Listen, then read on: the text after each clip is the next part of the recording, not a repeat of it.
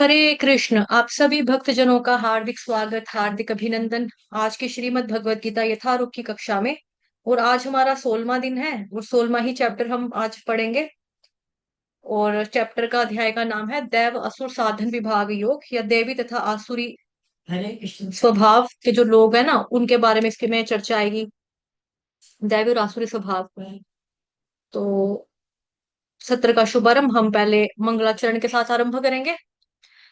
ओम अज्ञानतिमिरान्धस्य ज्ञानाञ्जनशलाकया चक्षुरुन्मिलितं येन तस्मै श्रीगुरुवे नमः। श्रीचैतन्यमनोभीष्टम् स्थापितं येन भूतले स्वयं रूपः कदा मह्यं ददाति स्वपदान्तिकं। वन्देऽहं श्रीगुरोः श्रीयुतपदकमलं श्रीगुरून् वैष्णवांश्च श्रीरूपं साग्रजातं सहगण रघुनाथान्वितं तं सजीवम् साद्वैतं सावधूतं परिजनसहितं कृष्ण चैतन्य देवं श्री राधा कृष्ण पादान सहगण ललिता श्री विशाखान्वितांश्च नमः। ओम विष्णुपादाय कृष्ण पृष्ठाय भूतले श्रीमते भक्ति वेदांत स्वामिनिति नामिने नमस्ते सारस्वते देवे गौरवाणी प्रचारिणे निर्विशेष शून्यवादी पाश्चात्य देश तारिणे नमो महावदान्याय कृष्ण प्रेम प्रदायते कृष्णाय कृष्ण चैतन्य नामने गोर्त्विषे नमः। हे कृष्ण करुणा सिंधो दीनबंधो जगतपते गोपेश गोपिका कांत राधा कांत नमोस्तुते। तप्त कांचन गौरांगी श्री राधे वृंदावनेश्वरी वृषभानुसुते देवी प्रणमामि हरिप्रिये। वाञ्छाकल्पतरुभ्यश्च कृपा सिन्धुभयेव च पतितानां पावनेभ्यो वैष्णवेभ्यो नमो नमः। जय श्री कृष्ण चैतन्य प्रभु नित्यानंद श्री अद्वैत गदाधर श्रीवासादि गौर भक्त वृंद। हरे कृष्ण कृष्ण कृष्ण हरे हरे हरे राम राम राम हरे हरे। हरे कृष्ण कृष्ण कृष्ण हरे राम राम राम हरे हरे। हरे कृष्ण। आप सभी भक्तजनों का, सभी वैष्णवों का, सभी भागवतों का हार्दिक अभिनंदन, हार्दिक स्वागत। आज की श्रीमद् भगवत गीता की कक्षा में आज हम पढ़ेंगे 16वां अध्याय, जिस अध्याय का नाम है दैवी तथा आसुरी स्वभाव। दैवी आसुरी संपद विभाग योग, ये भी इसका नाम है। और दैव आसुर साधन विभाग योग, ये भी इसका नाम है। वो जो हमने कल पढ़ा था, है ना, पिछला अध्याय जो था चैप्टर नंबर 15, अध्याय 15 पुरुषोत्तम योग। पिछले अध्याय में कृष्ण भगवान ने भौतिक जगत के अश्वत्थ वृक्ष का वर्णन किया, लेकिन उसके फलों का वर्णन नहीं किया। इस अध्याय में श्री कृष्ण भगवान जो है वृक्ष के फलों का वर्णन कर रहे हैं, जो कि दो प्रकार के हैं। कौन कौन से दो प्रकार? एक है दैव और एक है असुर। ठीक है, दैव असुर, ये हाईलाइट कर दिया। ये दो तरह के प्रकार है, मतलब कि फल के प्रकार है। जो अच्छा फल, बुरा फल। जो दैवी गुण के साथ संपन्न होगा एक व्यक्ति, उसके अंदर अच्छे फल उसको मिलेंगे। जो असुर होगा उसको बुरे फल मिलेंगे, आसुरी गणों को। जो आसुरी गुण वाले लोग हैं उनको बुरे फल मिलेंगे। जो दैवी गुण है उसका रिजल्ट क्या है? वो मोक्षकारी है। और जो आसुरी गुण है वो बंधनकारी है, पुनरपि जननम पुनरपि मरणम वाला।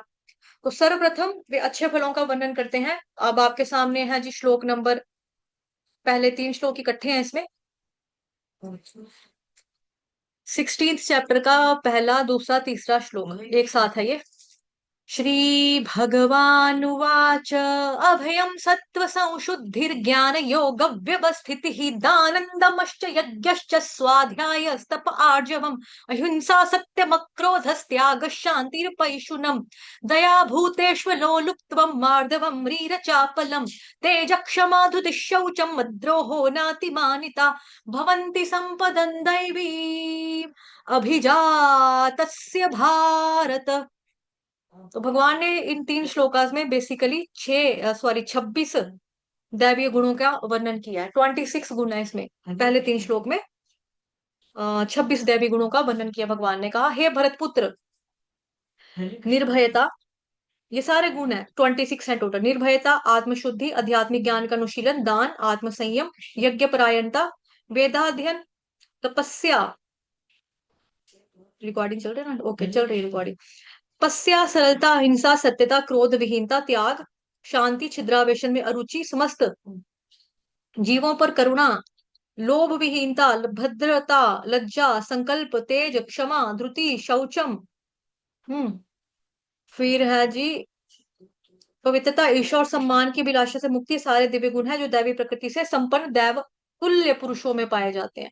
किसमें पाए जाते हैं? दैव तुल्य पुरुषों में पाए जाते हैं। जैसा कि पहले बताया, इसमें भगवान जी ने हमको 26 यानी 26 दैवी गुणों के बारे में बताया। सबसे पहले आ गया अभय। अभय का मतलब होता है निडर। निडर जिसको डर नहीं लगता, मतलब कि जो इंसान डरपोक नहीं होता। तो जो भक्त होगा वो डरेगा नहीं। इसका उदाहरण आप ले सकते हो प्रहलाद महाराज का। प्रहलाद महाराज जो है, उसको उसके पापा हिरण्यकशिपु ने, है ना, पिताजी ने क्या क्या नहीं किया। सांपों से डसवाया, बिच्छुओं से डसवाया, अपनी जो बुआ होलिका है उसके साथ अग्नि में स्नान करवाया, पहाड़ी से फेंका, पागल हाथी ने उसकी छाती के ऊपर पाँव रखा, पहाड़ी के ऊपर से नीचे फेंकने की कोशिश की, कितना कुछ किया, लेकिन वो किसी भी हाल में डरे नहीं। तो जो भगवान के भक्त होते हैं उसके ऊपर कोई भी प्रॉब्लम आ जाए, कुछ भी हो जाए, उसको कहता है राखे कृष्ण मारे के, मारे कृष्ण राखे के। तो ये वाला जो गुण है, ये भक्तों का गुण होता है। और ये मोस्टली पाया जाता है सन्यासियों के लिए, ये गुण है। और अर्जुन में भी आप देखोगे वो भी अभय है। हालांकि कंफ्यूज है, बट वो रिश्तों की कमजोरी की वजह से कंफ्यूज हो रहा है, ऐसे नहीं। शबरी माता के अंदर आप देखोगे सारे के सारे 26 के 26 दैवी गुण जो है शबरी माता के अंदर भी पाए जाते हैं। तो आत्मशुद्धि दूसरा। आत्मशुद्धि का मतलब है, जो ये बेसिकली ये वाला गुण सबके लिए जरूरी है, सन्यासियों के लिए खास तौर पे जरूरी है। क्योंकि सन्यासियों के साथ क्या होता है, उन्होंने जा जाके भिक्षाम दे ही, घर घर जाके भिक्षा मांग कर खाना है। लेकिन भिक्षा मांगने के प्रति उनके मन में हीनता नहीं होती। हमारे शास्त्रों में बताया कि उसका आयोजन हमारे लिए किया गया है कि घर घर पे आए। हमें ये नहीं कहना कि कुछ सन्यासी मांगने आए, जो कुछ मधुकरी है, कुछ भिक्षाम देगी, तो हम सोचे देखो भिखारी कहेगा, भीख मांगने आ गया। इस तरह से ना तो हमने उनको बोलना है कभी, ना अपने मन में सोचना, ना ही जो भिक्षा मांगने वाला है, ना ही वो अपने मन में कभी हीन भावना लाता है इस तरह से। क्योंकि हमारे शास्त्रों में बताया कि गृहस्थ जो लोग है ना, हम लोग जो हैं, उनके लिए है इसका, इससे हमारा ही भला होगा। अगर वो हमारे दरवाजे पर आकर भिक्षा मांगेंगे ना, हमारा ही भला होता है। क्योंकि उस बहाने क्या होता है, वो 2 मिनट रुके, 5 मिनट रुके, 10 मिनट रुके, आध्यात्मिक बातें जो होती है ग्रस्त जीवन वाले लोगों को बता कर जाते हैं। तो ये सबसे पीछे, इसके पीछे महत्वपूर्ण रीजन है उनका। अदरवाइज ये थोड़ा कि हम उनके लिए खाना बनाते हैं, हम उनको खाना देने वाले कुछ हो गए। हम उनको खाने देने वाला कोई भी नहीं है, भगवान ही है सबको पालने वाले, सबका पालन पोषण करने वाले भगवान है। चींटी को कण भर, हाथी को मन भर देते हैं भगवान, सबकी सुधि लेते हैं भगवान। फिर थर्ड पॉइंट है इसमें आध्यात्मिक ज्ञान का अनुशीलन। अब ये गुण है जरूरी ब्रह्मचार्य के लिए। क्योंकि ब्रह्मचारी व्रत ऐसा होता है, जीवन की जो शुरुआती जो स्टेज होती है हमारी, मतलब कि 5 साल से लेकर 25 साल तक की जो उम्र है, स्टार्टिंग वाली से लेकर 25 साल तक जवानी तक की जो एज है, उसमें ब्रह्मचारी रहना चाहिए इंसान को। गुरु के पास जाकर ज्ञान प्राप्त करना चाहिए। ये इमारत का एक तरह से आप बोलो बिल्डिंग है ना, बिल्डिंग का बेस है एक तरीके से। अगर बिल्डिंग की जो बेस होगी वो मजबूत होगी, तो आगे इंसान कमजोर नहीं पड़ेगा, उसके अंदर सेल्फ कंट्रोल ऑटोमेटिकली फिर आएगा। फिर दान, दान जो है, दान सबको देना चाहिए। दान कौन दे सकता है वैसे? तो दान जो है वो गृहस्थ को देना जरूरी है, क्योंकि वही दे सकता है। बाकी सन्यासी जो है ये तो भिक्षाम देही वाले हैं, है ना। और जो ब्रह्मचारी है वो भी, अगर तो ब्रह्मचारी पहले है बाद में सन्यासी बने या जो भी, मतलब जैसे ब्रह्मचारी व्रत का पालन करना, स्टूडेंट लाइफ है, तो स्टूडेंट के पास तो पैसा आएगा नहीं कहीं से कि वो किसी को दान दे। तो लेकिन दान हमको अपने मनी को करना चाहिए, पैसों का भी दान करना चाहिए। उससे हमारा जो पैसा होता है वो शुद्ध होता है। भगवान जी के मंदिर में दान देना चाहिए, वैष्णवों को दान देना चाहिए, भगवान के भक्तों को, जहां पे इस दान का सही सही इस्तेमाल हो सके। ना कि ये कि जो हम देखते हैं सड़कों के ऊपर, ए भाई दे देना, ए माई दे देना, हम उनको दे दें तो वो बाद में शराब की दुकान के ऊपर जाकर शराब पी रहे हैं हमारे पैसों से, तो वो गलत बात है। क्योंकि हमने उसको नशा देने के लिए दान किया, तो वो हमको इस तरह से दान देने में काफी सावधानी बरतनी चाहिए। आत्म संयम, सेल्फ कंट्रोल इंसान के बीच में बहुत जरूरी है, हर एक इंसान में होना चाहिए वैसे तो हरे कृष्ण। लेकिन जो ब्रह्मचारी लोग हैं, जो सन्यासी लोग हैं, उनके लिए भी है, लेकिन गृहस्थ जीवन वालों के लिए भी है ये जरूरी कि अपने मियाँ और अपनी बीवी के अलावा किसी और के पास ना जाए, है ना। क्योंकि हमारा जो 4 नियम आता है उसी में 4 रेगुलेटिव प्रिंसिपल्स में आता है नो इलिसिट सेक्स, कि अपनी हस्बैंड और अपने वाइफ के साथ ही जो करना है करो, आगे पीछे नहीं जाना। तो ये इस तरह से देखा जाए तो आत्म संयम तो सबके लिए ही जरूरी है। यज्ञ परायणता, यज्ञ जो है ये भी कौन कर सकता है, जिसके पास पैसा है। पैसा कौन किसके पास होता है, गृहस्थ वालों के पास होता है, उनको यज्ञ करना चाहिए। जो ब्रह्मचारी लोग होते हैं, वानप्रस्थ वाले सन्यासी लोग होते हैं, इनके पास ज्यादा पैसा नहीं होता है, क्योंकि ये दूसरों के ऊपर ही डिपेंडेंट होते हैं ना। किसी ने भिक्षा दी तो ठीक है, खा लेंगे, नहीं दी तो चुप करके बैठेंगे। और कलयुग में आज की डेट में संकीर्तन यज्ञ जो है, सर्वश्रेष्ठ यज्ञ किसको बोला गया, हरे कृष्ण कृष्ण कृष्ण हरे हरे, हरे राम राम राम हरे हरे, इसको बोला गया। ये वाला यज्ञ जो है ये इंपॉर्टेंट और इजी है, और सबके लिए सुलभ है, हर कोई कर सकता है। क्योंकि यज्ञ के लिए क्या है, हमको पैसे भी चाहिए, जो पंडित आएंगे उनको भी चीजें दो, जो फिर उसके बाद ब्राह्मणों को खाना खिलाओ, फिर जो अपने रिश्तेदार आएंगे, फ्रेंड्स आएंगे, उनको सबको खाना खिलाओ। तो किसी के पास इतना पैसा होता है, किसी किसी के पास नहीं भी होता। तो उसमें में देखा जाए तो संकीर्तन यज्ञ जो है आसान है, इजी है सबके लिए, क्योंकि इसमें मुंह से बोलना, कान से सुनना।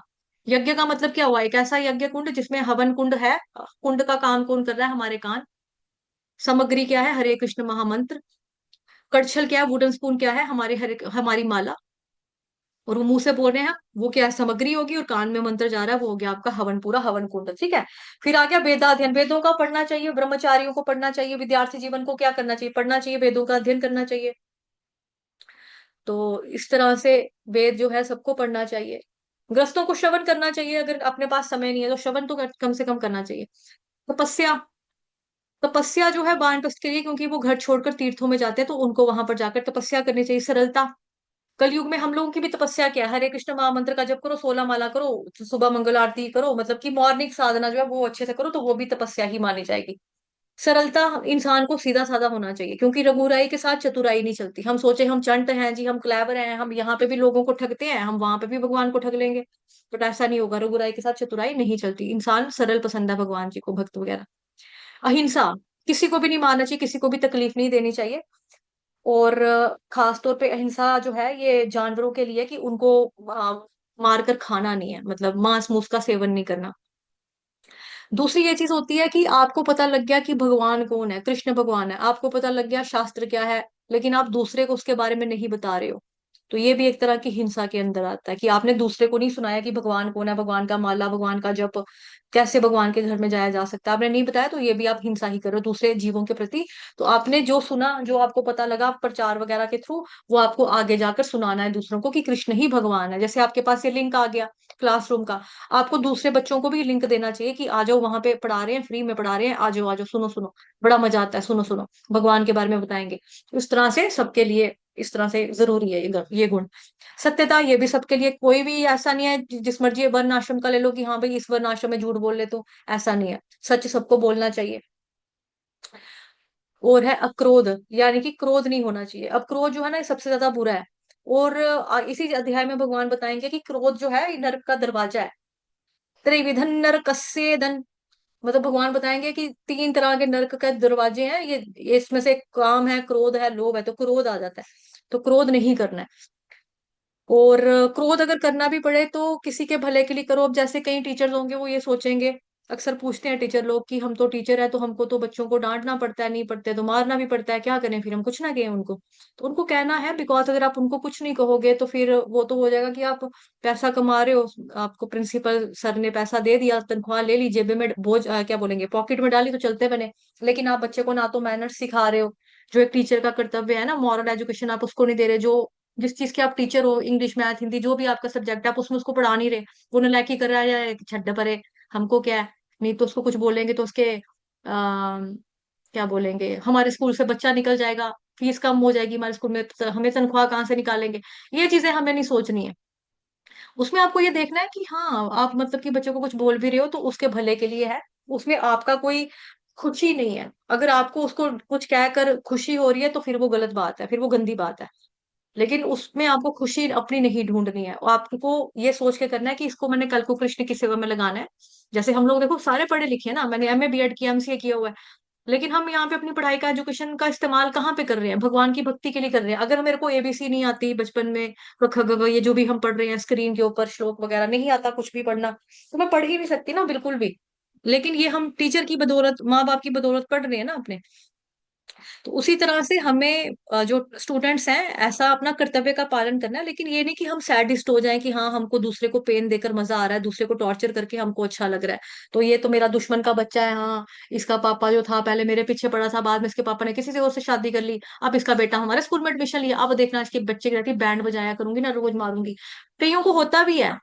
मेरे को एक बार, मैं काउंसलिंग करती हूँ, तो एक बार मेरे को एक माता जी ने किया था मैसेज इसी के लिए कि मेरा एक्स बॉयफ्रेंड था और उसने, उसका जो बेटा है वो मेरे स्कूल में एडमिशन ले लिया उस लड़के ने, और मेरे को उस लड़के को देख देख के ना खुंदक आती है, उस बच्चे की शक्ल में मुझे उस आदमी का चेहरा नजर आता है जिसने मेरे को चीट किया था शादी के टाइम पे, शादी ना करके मेरे मम्मी पापा नहीं मान रहे तो पहले मेरे को लेके घुमाता रहा, मेरे को बच्चे से नफरत होती है।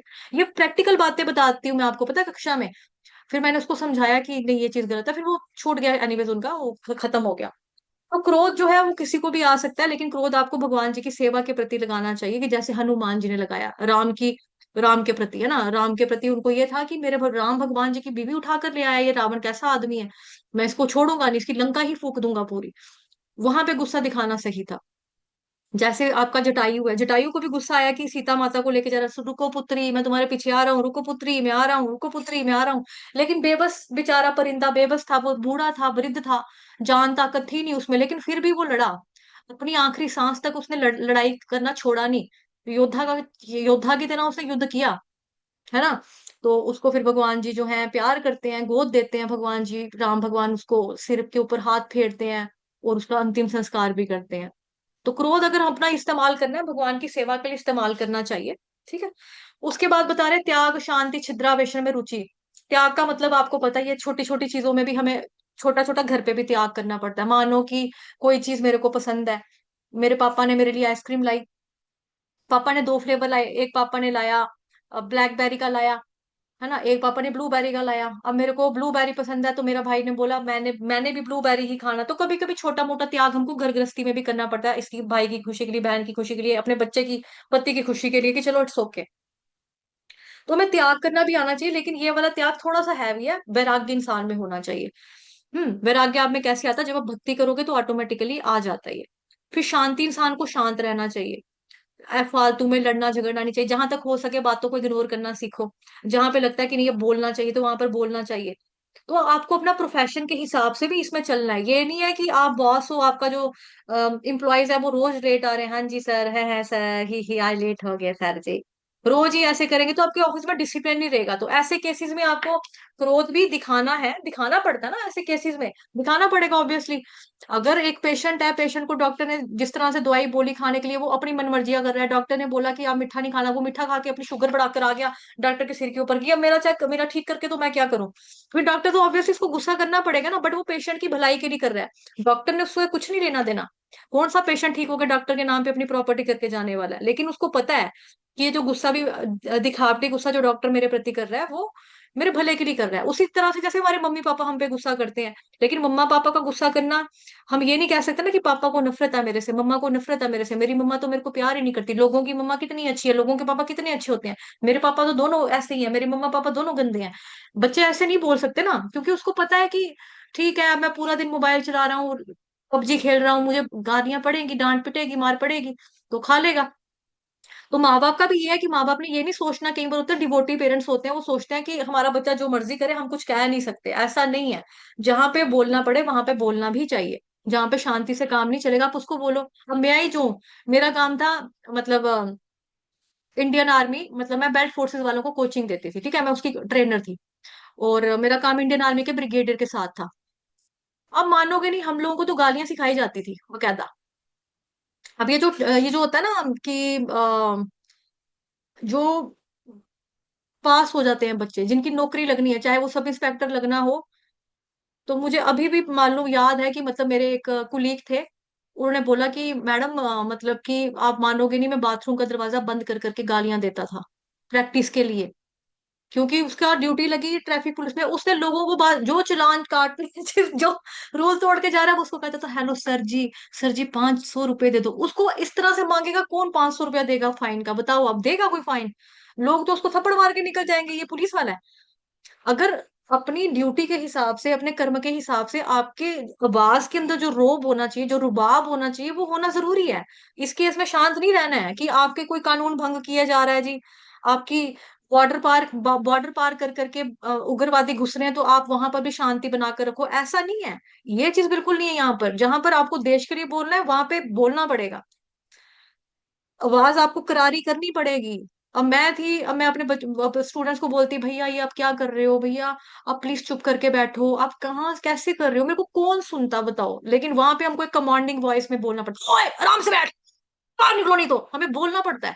नहीं बोलेंगे, वहां पर भी हम शांति बना के रखेंगे, तो मैडम को कोई क्या समझेगा, मैडम को तो कोई नहीं लेगा मैडम की तरह ना। कौन ट्रीट करेगा मैम को मैम की तरह, कोई भी नहीं सोचेगा, ना सर को सर, ना मैम को मैम। इस तरह से जहां पर हमको अपने ऑफिस के हिसाब से, अपने प्रोफेशन के हिसाब से जितना जरूरी है वो हमको करना है, बट हाँ उसमें भी हमको इस चीज का ध्यान रखना है कि वो उसमें किसी को बोलकर या गुस्सा कर कर, जो कि दिखावटी गुस्सा है, बनावटी गुस्सा है, हम बच्चों के करियर के लिए बोल रहे हैं ताकि इस बच्चे का सिलेक्शन हो जाए, ताकि इंडियन आर्मी में नशेड़ी ना जाए। क्योंकि जो टीनेजर्स होते थे हमारे पास आते थे पढ़ने के लिए, इनकी क्लासरूम में निकलती थी चीजें खाने वाली, जो नशे की चीजें होती है, मुझे बोलने नहीं आती हैं, बट होता था इनके क्लासरूम में सामान। हमें को साहब बोलते थे कि हम लिख कर दे देंगे वहां पर इंडियन आर्मी वालों को कि भाई इनको फौज में भर्ती मत करना, ये नशेड़ी लोग हैं। तो बच्चे अपने आप काबू में आते हैं, बिकॉज देखो ये गांव गांव के दूर दूर के कई लोग होते हैं, इनकी कंपनी सोसाइटी अच्छी नहीं होती, माँ बाप कम पढ़े लिखे होते हैं, तो नहीं पता होता है इन लोगों को, चले जाते हैं गंदी हरकतों के, सिगरेट बीड़ी पीने लग जाते हैं। लेकिन सोचो अगर हम अपनी जनरेशन को नशा ना रोकने के लिए, मतलब उनको कुछ बोले ना, हमारे बाप का क्या जा रहा है यार, पी रहा है तो पिए, हमें क्या है, अपने ही लंग्स फाड़ेगा, अपना ही कैंसर करवाएगा। हर व्यक्ति अगर ऐसा सोचेगा तो हम अपने, जो हमारी फौज है, जो बेल्ट फोर्सेस है, नेवी है, आर्मी है, पुलिस वाले हैं, इनका तो सारा का सारा इसके अंदर अगर जहर भरा है, या सारा का सारा इनके अंदर वो भरा हुआ है, नशा भरा हुआ है, ये कल को हमारे देश की हिफाजत खाक करेंगे ना, फिर क्या करेंगे, कर ही नहीं सकेंगे। कोई भी आके इनको एक थप्पड़ मारेगा, ये उधर नाली के अंदर गिरे पड़ेंगे, पड़े मिलेंगे। तो इसीलिए बोलने के लिए हमको करना पड़ता है, लेकिन उसमें हमको ये चीज का ध्यान रखना है, ये मेरी अपनी खुशी के लिए नहीं है, ये मैं इसको एक अच्छा नागरिक बनाने के लिए कर रही हूँ, ताकि ये भगवान की सेवा में लग सके।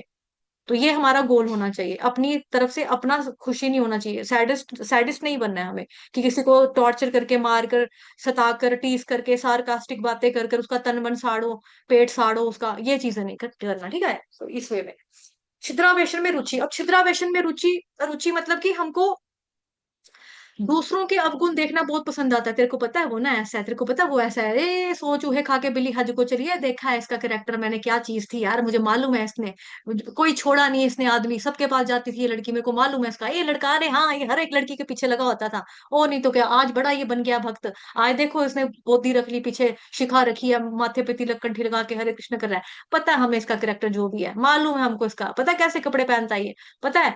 इस तरह से हमें बड़ा अच्छा लगता है करने के लिए, लोगों की बुराइयां करने के लिए। बट ये अब हमारे लिए क्या होता है कि हमारी आध्यात्मिक प्रगति में बहुत बड़ी रुकावट, एक पहाड़ी के बराबर रुकावट समझ लो, चट्टान के बराबर रुकावट आ जाती है ये, जब हम दूसरों के दोष देखते हैं, दूसरों के अवगुण देखते हैं। बुरा जो देखन मैं चला, है ना, कबीर सिंह, कबीर दास जी का दोहा, बुरा ना मुझसे कोय। कि और जैसे हम बोलते हैं कि जब हम किसी की तरफ एक उंगली उठाते हैं तो तीन उंगलियां हमारी अपनी तरफ उठती हैं कि आप अपनी बुराइयां देखो। शीशे पे जाके अपनी बुराइयां देखना चाहिए। तो अगर आप ऑनेस्टली देखोगे तो आपको आपके अंदर बहुत सारी जो बुराइयां हैं वो नजर आएगी। तो उनको दूसरे में बुराई नहीं देखनी, और ना ही किसी के पीछे बिचिंग करनी है, या क्या बोलते हैं, पीठ पीछे बुराइयां, चुगली वगैरह, ये सब नहीं करना चाहिए।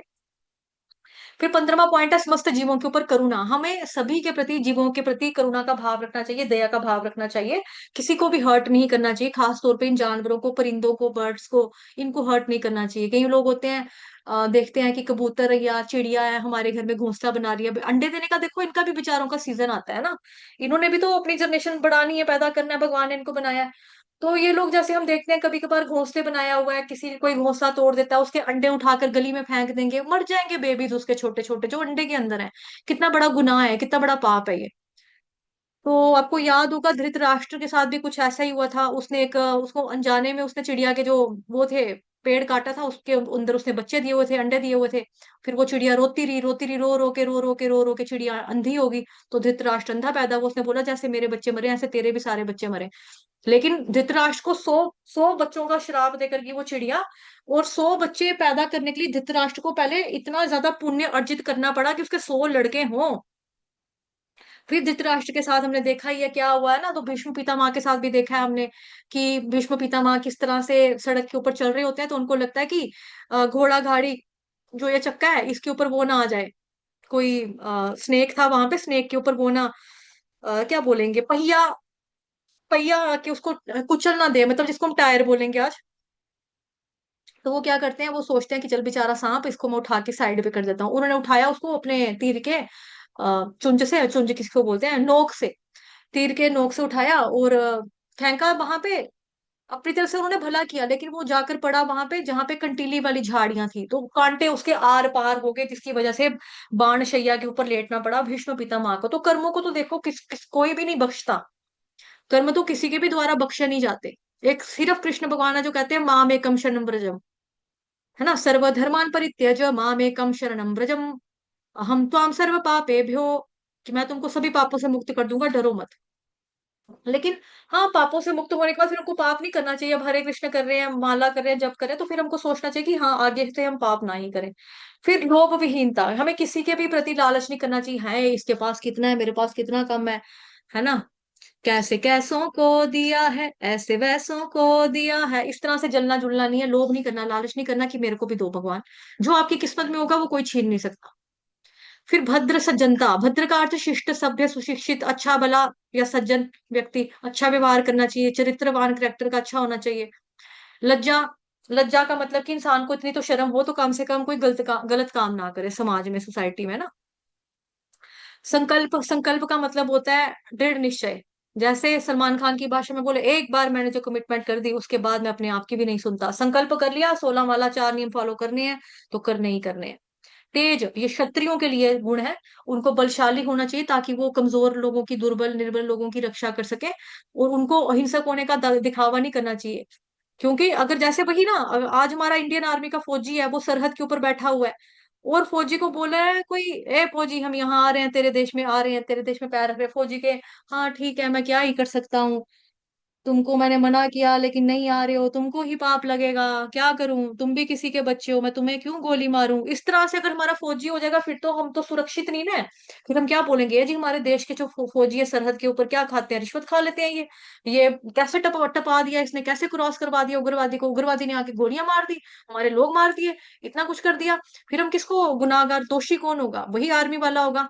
तो इसीलिए फालतू की जो अहिंसा वाला पार्ट है, ये क्षत्रियों को शोभा नहीं देता।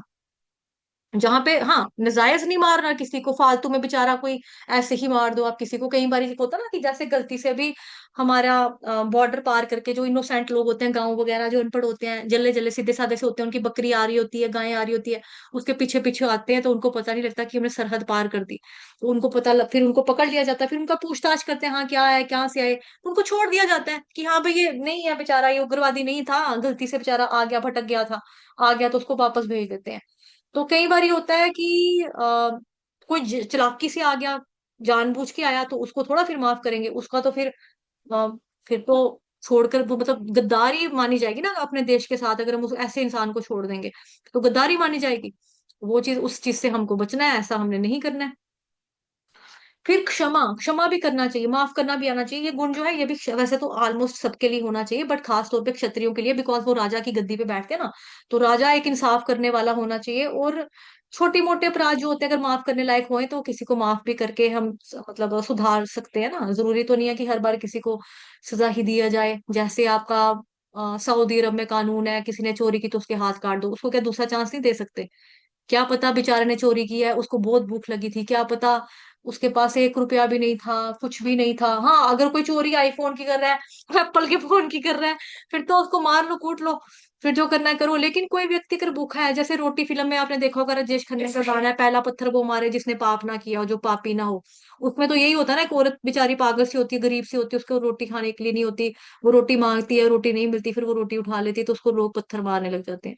तो इस तरह से जो बातें हैं, छोटा मोटा जो है, इस तरह की जो अपराध है, सिचुएशन को देखना चाहिए व्यक्ति की, कि क्यों किया इसने ऐसा, है ना, क्यों किया इसने ऐसा। जैसे आपने देखा होगा एक जब 15 अगस्त होती है या 26 जनवरी होती है, हमेशा एक फिल्म आती है, मेरा कर्मा तू मेरा धर्मा तू, दिलीप कुमार की।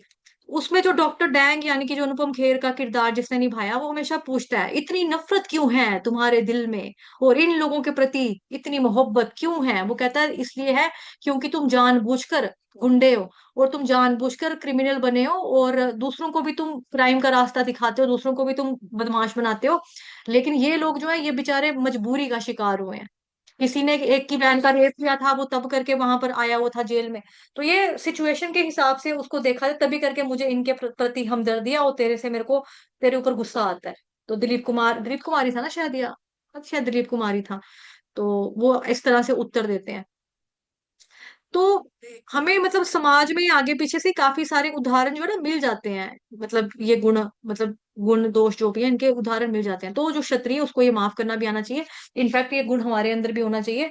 हम छोटे तो गाते हैं ना, दूसरों से भूल हो तो माफ कर सके हमको मन, जो प्रार्थना गाते थे उसमें भी लाइन आती थी ये।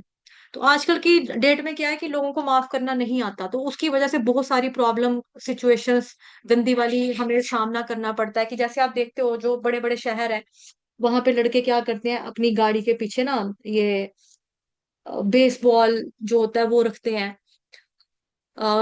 बैट रखते हैं, हॉकी रखते हैं, कि किसी ने मेरी गाड़ी को अगर डेंट भी पहुंचाया, थोड़ा सा भी हर्ट किया, गाड़ी के साथ गाड़ी छुई भी, तो मैं इसकी गाड़ी की हेडलाइटें तोड़ दूंगा, शीशे फोड़ दूंगा। और लोग फोड़ते भी हैं। मैंने खुद देखे हैं फोड़ते हुए, दिल्ली में तो आम है ये चीज। काले शीशे वाली गाड़ियां निकाल लेनी है, फिर उसके बाद गंदी बातें करनी है, फिर किसी ने गाड़ी ठोक दी तो उसको मार देंगे। गोलियां होती है लोगों के पास में, और तो छोड़ो ये हॉकी हुकी भी नहीं, लोगों के पास रिवॉल्वर होती है मारने के लिए। तो ये क्या है इनके अंदर, दैट मीन्स ना तो पेशेंस है, ना ही ये क्षमा देना जानते हैं किसी को। छोटी मोटी को माफ भी कर सकते हैं ना, अगर आपको बड़ा नुकसान हो गया गाड़ी का, चलो ठीक है आपको गाड़ी से प्रेम है तो आप उससे पैसे ले लो, बजाय उसके कि आप उसको मारना शुरू कर दो या उसकी गाड़ी तोड़ दो। कई बार होता है कि पीछे से ही कोई, हो सकता है उसकी गाड़ी में प्रॉब्लम होगी हो सकता है ब्रेक ना लगी हो सकता है उसके पापा सीरियस हो, हॉस्पिटल में एडमिट हो, उसको जल्दी पहुंचना हो, तब करके कहीं कहीं से हो गया हो कुछ। तो अगर कोई व्यक्ति सॉरी बोल रहा है, ठीक है हम आपका नुकसान दे देते हैं, जो आपका पैसा लगेगा हम देते हैं, गाड़ी का खर्चा भर देंगे, तो भर के बात को रफा दफा करना चाहिए, ना कि इसकी गाड़ियां फोड़ेंगे, इसको मारेंगे, इसको गालियां निकालेंगे। ऐसा नहीं करना चाहिए। धैर्य, इंसान के अंदर धैर्य भी होना चाहिए। धैर्य मतलब, अगर आपको कोई आपने काम किया लेकिन आपको उस पर सक्सेस नहीं मिला, तो आपको हिम्मत के साथ काम लेना करना चाहिए, दोबारा से हिम्मत से काम करो और आगे बढ़ो। पवित्रता ये ब्राह्मणों का गुण है, वैसे तो हर एक में होना चाहिए, नहाना धोना, अपने आप को साफ रखना, स्वच्छ रखना, ये हर किसी के पास होना चाहिए, बट ब्राह्मणों के लिए खास तौर पे होना चाहिए उनके पास ये वाला गुण। ईर्ष्या और सम्मान के अभिलाषा से मुक्ति। ईर्ष्या, हमें कभी भी किसी से जलना नहीं चाहिए। जब हम किसी से जलते हैं तो क्या होता है कि दैट मीन्स कि वो हमसे बेटर है, इसीलिए हम जलते हैं। तो अगर वो उसके पास, अगर वो अच्छा भी है हमसे, तो उसके अंदर ये गुण आया, तो गुण कहाँ से आया, भगवान से ही आया। और अगर हम उस बंदे से जल रहे हैं, दैट मीन्स हम कहीं ना कहीं इंडायरेक्टली भगवान से जल रहे हैं। तो भगवान तो षड ऐश्वर्य के स्वामी है ना, उनके पास सब कुछ है, सारे के सारे गुण पूर्ण मात्रा में पाए जाते हैं, इसलिए हमको किसी से जलना नहीं चाहिए, और ना ही किसी से ईर्ष्या करनी चाहिए। और दूसरों से सम्मान की जो है उम्मीद भी ज्यादा नहीं रखनी चाहिए, कि हाँ भाई ये हमको रिस्पेक्ट करे या ये करे वो करे, इस तरह से हमें नहीं सोचना चाहिए। ठीक। उसके बाद है जी, नेक्स्ट स्लाइड पे जाते हैं। छंद वन, सॉरी 16 से लेकर 1 से लेकर 3 तक, मतलब कि 16वें अध्याय के पहले से 3 श्लोकास में उल्लेखित ये सभी 26 गुण पारलौकिक है, जिसके बारे में ऑलरेडी इसने अभी चर्चा की जस्ट। वर्णाश्रम धर्म के अनुसार इनका आचरण होना चाहिए, उन्हें सामाजिक और व्यवसायिक की विभिन्न स्थितियों के अनुसार विकसित किया जाना चाहिए। उद्देश्य यह है कि भले ही भौतिक स्थितियां दयनीय हो, यदि इन गुणों का अभ्यास पुरुषों के सभी वर्गों द्वारा किया जाए, तो धीरे धीरे पारलौकिक बोध के उच्चतम मंच तक उठ पाना संभव है। तो बेसिकली ये 26 दैवी गुण जो भगवान ने बताए हैं हमको, इस गुणों के ऊपर हमें काम करना चाहिए, हमें अपने ये वाले गुण बढ़ाने चाहिए, इंक्रीज करने चाहिए। छोटा मोटा एक आधा होगा हमारे पास, लेकिन जो गुण इसमें से नहीं है, जो हमने पढ़े 26, इनके लिए भी हमको अभ्यास करना चाहिए, और अपने अंदर ये वाले गुण हमको लाने चाहिए। अभ्यम सत्व संशुद्धि ये सब लाना चाहिए, ठीक है। जो लाएगा तो वो क्या करेगा, उसको क्या मिलेगा, यहाँ लिखा है, उच्चतम मंच तक पहुंच जाएगा, उठेगा वो ऊपर। ऐसे जो दैवी गुण होते हैं हमको ऊपर उन्नति की तरफ लेकर जाते हैं आध्यात्मिक दृष्टि से। बाकी वाले जो नीचे लेकर आएंगे। अब जो आगे गुण आने वाले हैं, चौथे नंबर के श्लोक से लेकर 24 तक, 24 तक, वो सारे के सारे बुरे वाले गुण है, असुरी गुण है। तो हमें देखना है कि भाई ये वाला गुण भी अगर मेरे अंदर है, मैं ये करता हूँ या करती हूँ, तो ठीक है, हम इसको माइनस माइनस करेंगे, माइनस करके पूरे अपने आप को क्लीन करेंगे। ठीक। फिर आ गया जी आपके सामने श्लोक नंबर आ गया 4। दम्भो दर्पोऽभिमानश्च क्रोधः पारुष्यमेव च अज्ञानै चाभिजातस्य पार्थ सम्पदमासुरी। हे प्रथापुत्र, दंभ, दर्प, अभिमान, क्रोध, कठोरता, अज्ञान, ये सारे आसुरी स्वभाव वालों के गुण हैं। दंभ का मतलब क्या होता है कि जब अपनी अपने मुंह मियां मिठू, ठीक। दर्प का मतलब क्या हुआ? अपनी कुछ क्वालिटीज, मैं इतनी सुंदर हूं, मैं क्या करूं। है ना, रील आती है एक, आपने सुनी होगी। मैं इतनी सुंदर हूं, मैं क्या करूं, मैं कितना पढ़ा लिखा हूं, मैं कितना हैंडसम हूं, मेरे बाल कितने अच्छे हैं, मेरी आंखें कितनी अच्छी हैं, ये सारा क्या है? दर्प। मैं कितना नॉलेजेबल हूँ, ये सारा अहंकार दर्प कहलाता है। और अभिमान, घमंड, मैं बहुत घमंड, ये घमंडी नहीं हूं, मैं बहुत अमीर हूँ, मैं डॉक्टर हूँ, मैं साइंटिस्ट हूँ, मैं ये हूँ, अपनी जो भौतिक उपलब्धियां हैं, जो डेजिग्नेशन है, उनके बारे में अहंकार करना। ठीक है। क्रोध, क्रोध तो हमको पता है, जो सबको आता है, जो रोटी खाता है उसको गुस्सा तो आता है, लेकिन जो नहीं आना चाहिए। कठोर, कठोरता मतलब यानी मन में करुणा दया का ना होना। कोई आपके पास आया मदद मांगने, है चल इधर से, इस तरह से कह दे, जबकि आप मदद करने के काबिल हैं, आप कर सकते हो उसकी सहायता, तो कर देनी चाहिए हेल्प। अज्ञान, ये सबको मालूम है, नॉलेज नहीं होता। नॉलेज नहीं होने का मतलब क्या है? अज्ञानता का अंधेरा, अंधकार में रहना। तो ज्ञान हमको आना चाहिए, जब हम भगवान की भक्ति करेंगे तब आएगा, गुरु के शरण में जाएंगे तब हमको ज्ञान आएगा। अदरवाइज ये अज्ञान क्या है? आसुरी स्वभाव वालों का गुण है। ठीक है जी। फिर उसके बाद है श्लोक नंबर 5। दैवी संपद विमोक्षाय निबंधाय सुरीमता माशु च संपदं दैवीम अभिजातोसि पांडव। दिव्य गुण मोक्ष के लिए अनुकूल है और आसुरी गुण बंधन दिलाने के लिए है। हे पांडुपुत्र, तुम चिंता मत करो, क्योंकि तुम तो दैवी गुणों से युक्त होकर जन्मे हो। अब अर्जुन के मन में डाउट हुआ कि मैं भी तो मारने जा रहा हूँ, भगवान तो मुझे भी उकसा रहे हैं, लड़ लो। तो मैं भी हिंसा करूंगा, युद्ध करने जाऊंगा, तो फिर मारना तो किसी को गंदी बात है, असुर वाला गुण है, तो क्या मैं असुर गुणों से युक्त हूँ? क्या मेरे अंदर असुरी गुण है, ये मारना हिंसा करना, क्या मैं असुरी हूँ? तो इसके बारे में मैंने पहले बताया ना, फौजी कभी ये नहीं सोच सकता कि भाई इसको मारूंगा, इसकी मम्मी भी रोएगी, मुझे पाप चढ़ेगा, क्या करना है मारकर। ये भी किसी का बच्चा, मैं भी किसी का बच्चा। अगर हम उस बच्चे को छोड़ देंगे, वो बच्चा हमारी देश की भूमि के ऊपर, सरहद के ऊपर पैर रखेगा, हमारी माँ बहनों के रेप होंगे, है ना, हम सेफ नहीं होंगे, हमारे बच्चों को यतीम बनाया जाएगा, औरतों को विधवा बनाया जाएगा, गोली मारी जाएगी, मार दिया जाएगा। तो इस तरह से क्या है, अर्जुन भी सोच रहा है मैं इनको मारूंगा तो फिर मैं असुर माना जाऊंगा, असुर गुण हो जाएंगे मेरे अंदर। तो भगवान ने बोला नहीं अर्जुन, ऐसी बात नहीं है, तुम तो दैवी गुणों से युक्त होकर ही जन्मे हो। दैवी गुणों से युक्त होकर कैसे जन्म होता है कि जैसे ना, हमारे वैदिक शास्त्रों में बहुत सारे संस्कार दिए जाते हैं, जैसे गर्भधारण संस्कार होता है, बच्चा माँ की कोख में आने से पहले उसके संस्कार जो थे वो शुरू हो जाते हैं। तभी करके प्रभुपाद जी बोला करते थे कि अगर किसी ने बच्चा पैदा करना है तो उसके लिए क्या करना चाहिए, दोनों हस्बैंड और वाइफ को 64 राउंड्स हरे कृष्ण महामंत्र का जप करना चाहिए। माँ बाप का आशीर्वाद लो, घर के बुजुर्गों का आशीर्वाद लो, क्या बोलेंगे, गुरु महाराज का आशीर्वाद लो। उसके बाद आपस में आप बैठो, तो फिर बच्चा जो आएगा वो अच्छा आएगा, भगवान से प्रार्थना करके। देखिए 64 माला बताई है प्रभुपाद जी ने। तो गर्भदान संस्कार इसी तरीके से इन्हीं चीजों को बोला जाता है। तो जब इस प्रकार से शुद्ध माता पिता जो होते हैं, गर्भदान संस्कार करने के बाद बच्चा उनकी गर्भ में आ जाता है, तो वो निश्चित रूप से क्या होता है, दैवी गुण से संपन्न आता है। तभी भगवान ने बोला तुम तो दैवी गुणों से ऑलरेडी युक्त होकर जन्मे हो, पहले से ही तुम ऐसे देवी गुण वाले हो। फिर गर्भ के दौरान भी अच्छे अच्छे संस्कार उस पर होते रहते हैं, जैसे प्रहलाद महाराज ने सुबह वाली क्लास में हमने चर्चा की थी प्रहलाद महाराज के बारे में, कि जब वो माता के गर्भ में थे तो नारद मुनि ने उनको पूरी भागवत महापुराण सुनाई थी। तभी पॉसिबल हो पाए ना, हिरण्यकशिपु जैसे राक्षस के घर में भक्त प्रहलाद जैसा बच्चा पैदा हो गया। जो हिरण्यकशिपु था, वो कहता जिस गली में जाओ, जिस चौबारे में जाओ, जिस चौक में जाओ, जिस नुक्कड़ में जाओ गली के, वहीं से आवाज आती नारायण नारायण नारायण। नारायण नारायण सुन के कान पक गया मेरे, सिर दर्द हो गया मेरा, थक गया हूं मैं। इस तरह से जब उसकी बीवी ने बोला, सुना कि यार ये जो हस्बैंड है मेरा, ये तो बार बार नारायण नारायण का नाम ले रहा है, भले ही घृणा से ले रहा है, भले ही गुस्से से भगवान जी का नाम ले रहा है, क्रोध से ले रहा है, बट ले तो नारायण रहा है। चेतना में तो इस वक्त इसकी नारायण ही बैठे हैं, तो क्यों ना। फिर उन्होंने आपस में संभोग वगैरह किया और प्रहलाद महाराज जैसे संतान की उत्पत्ति की, जो कि हमें देखने को मिलती है कि वो भगवान जी का कितना बड़ा भक्त था। ठीक। तो फिर साथ में भगवान दूसरी चीज बता रहे हैं कि जो दैवी गुण है ना, ये मोक्ष के लिए अनुकूल है, और जो असुरी गुण है ये क्या है, बंधन दिलाने वाले होते हैं। तो हमको कौन सा गुण चाहिए? दिव्य गुण को अपनाना चाहिए। ठीक। उसके बाद आ गया जी श्लोक नंबर 6, यानी कि 6। द्वौ भूत सर्गौ लोकेस्मिन् दैव आसुर एव च दैवो विस्तरशः प्रोक्त आसुरं पार्थ मे शृणु। हे प्रथापुत्र, इस संसार में सृजित प्राणी दो प्रकार के हैं, दैवी तथा आसुर। आसुरी। मैं पहले ही विस्तार में से तुम्हें दैवी गुण बतला बतला चुका हूं, अब तुम उसे आसुरी गुणों के विषय में सुनो। भगवान कैसे आसुरी गुणों के बारे में बता रहे हैं, तो यहाँ पर फोटो देखो आप, है ना, ये भगवान की तरफ से, मतलब कि भगवान के, ये देखो फोटो है, ये फोटो है, ठीक है। इस फोटो में, इस क्या बोलेंगे, पिक्चर में क्या बताया जा रहा है इस चित्र में, कि ये भगवान की तरफ जा रहे हैं, शरण ले रहे हैं। ये कौन से चार लोग हैं जो शरण लेते हैं भगवान की? हमने पढ़ा था ना, आर्तो, जिज्ञासु, अर्थार्थी और ज्ञानी, 7 चैप्टर में पढ़ा था। चार प्रकार के लोग जो शरण में जाते हैं और चार प्रकार के लोग जो नहीं भी जाते हैं। तो दोनों प्रकार के लोग जो है कैसे कैसे गुणों से युक्त है, ये भगवान जी यहाँ पर बता रहे हैं हमको। ठीक। फिर है जी, ये आ गया आपका 16.7, 7th नंबर का श्लोक। प्रवृत्तै च निवृत्तै च जनाना विदुरासुराः न शौचं नापि चाचारो न सत्यन्तेषु विद्यते। अभी ये लड़के लोग क्या कर रहे हैं? चियर्स, शराब पी रहे हैं। तो आसुरी गुणों वाले लोग हैं ये।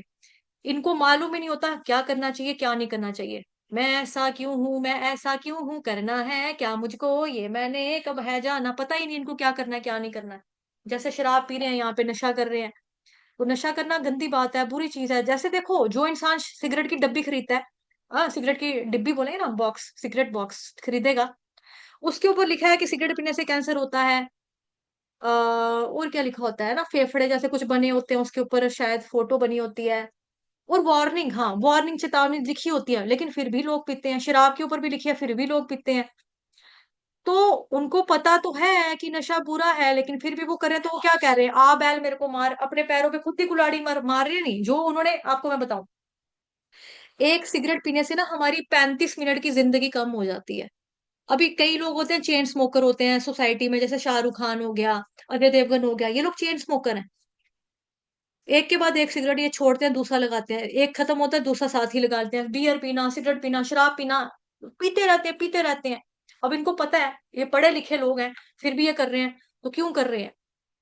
इनके अंदर पवित्रता नहीं पाई जाती, ऐसे लोगों के अंदर ना ही उचित आचरण पाया जाता है, ना ही ये सत्य पाया जाता है। क्योंकि ये लोग झूठ बोलेंगे ना, जो शराब पिएगा वो पैसे खत्म होंगे शराब पीने के लिए, फिर जुआ भी खेलेगा कि चलो थोड़ा सट्टा सुट्टा मारते हैं, यहाँ से सट्टा लगाएंगे, थोड़े पैसे आ जाएंगे जेबे में, फिर दोबारा जुआ खेलेंगे, फिर पैसा कमाएंगे, फिर शराब पी लेंगे।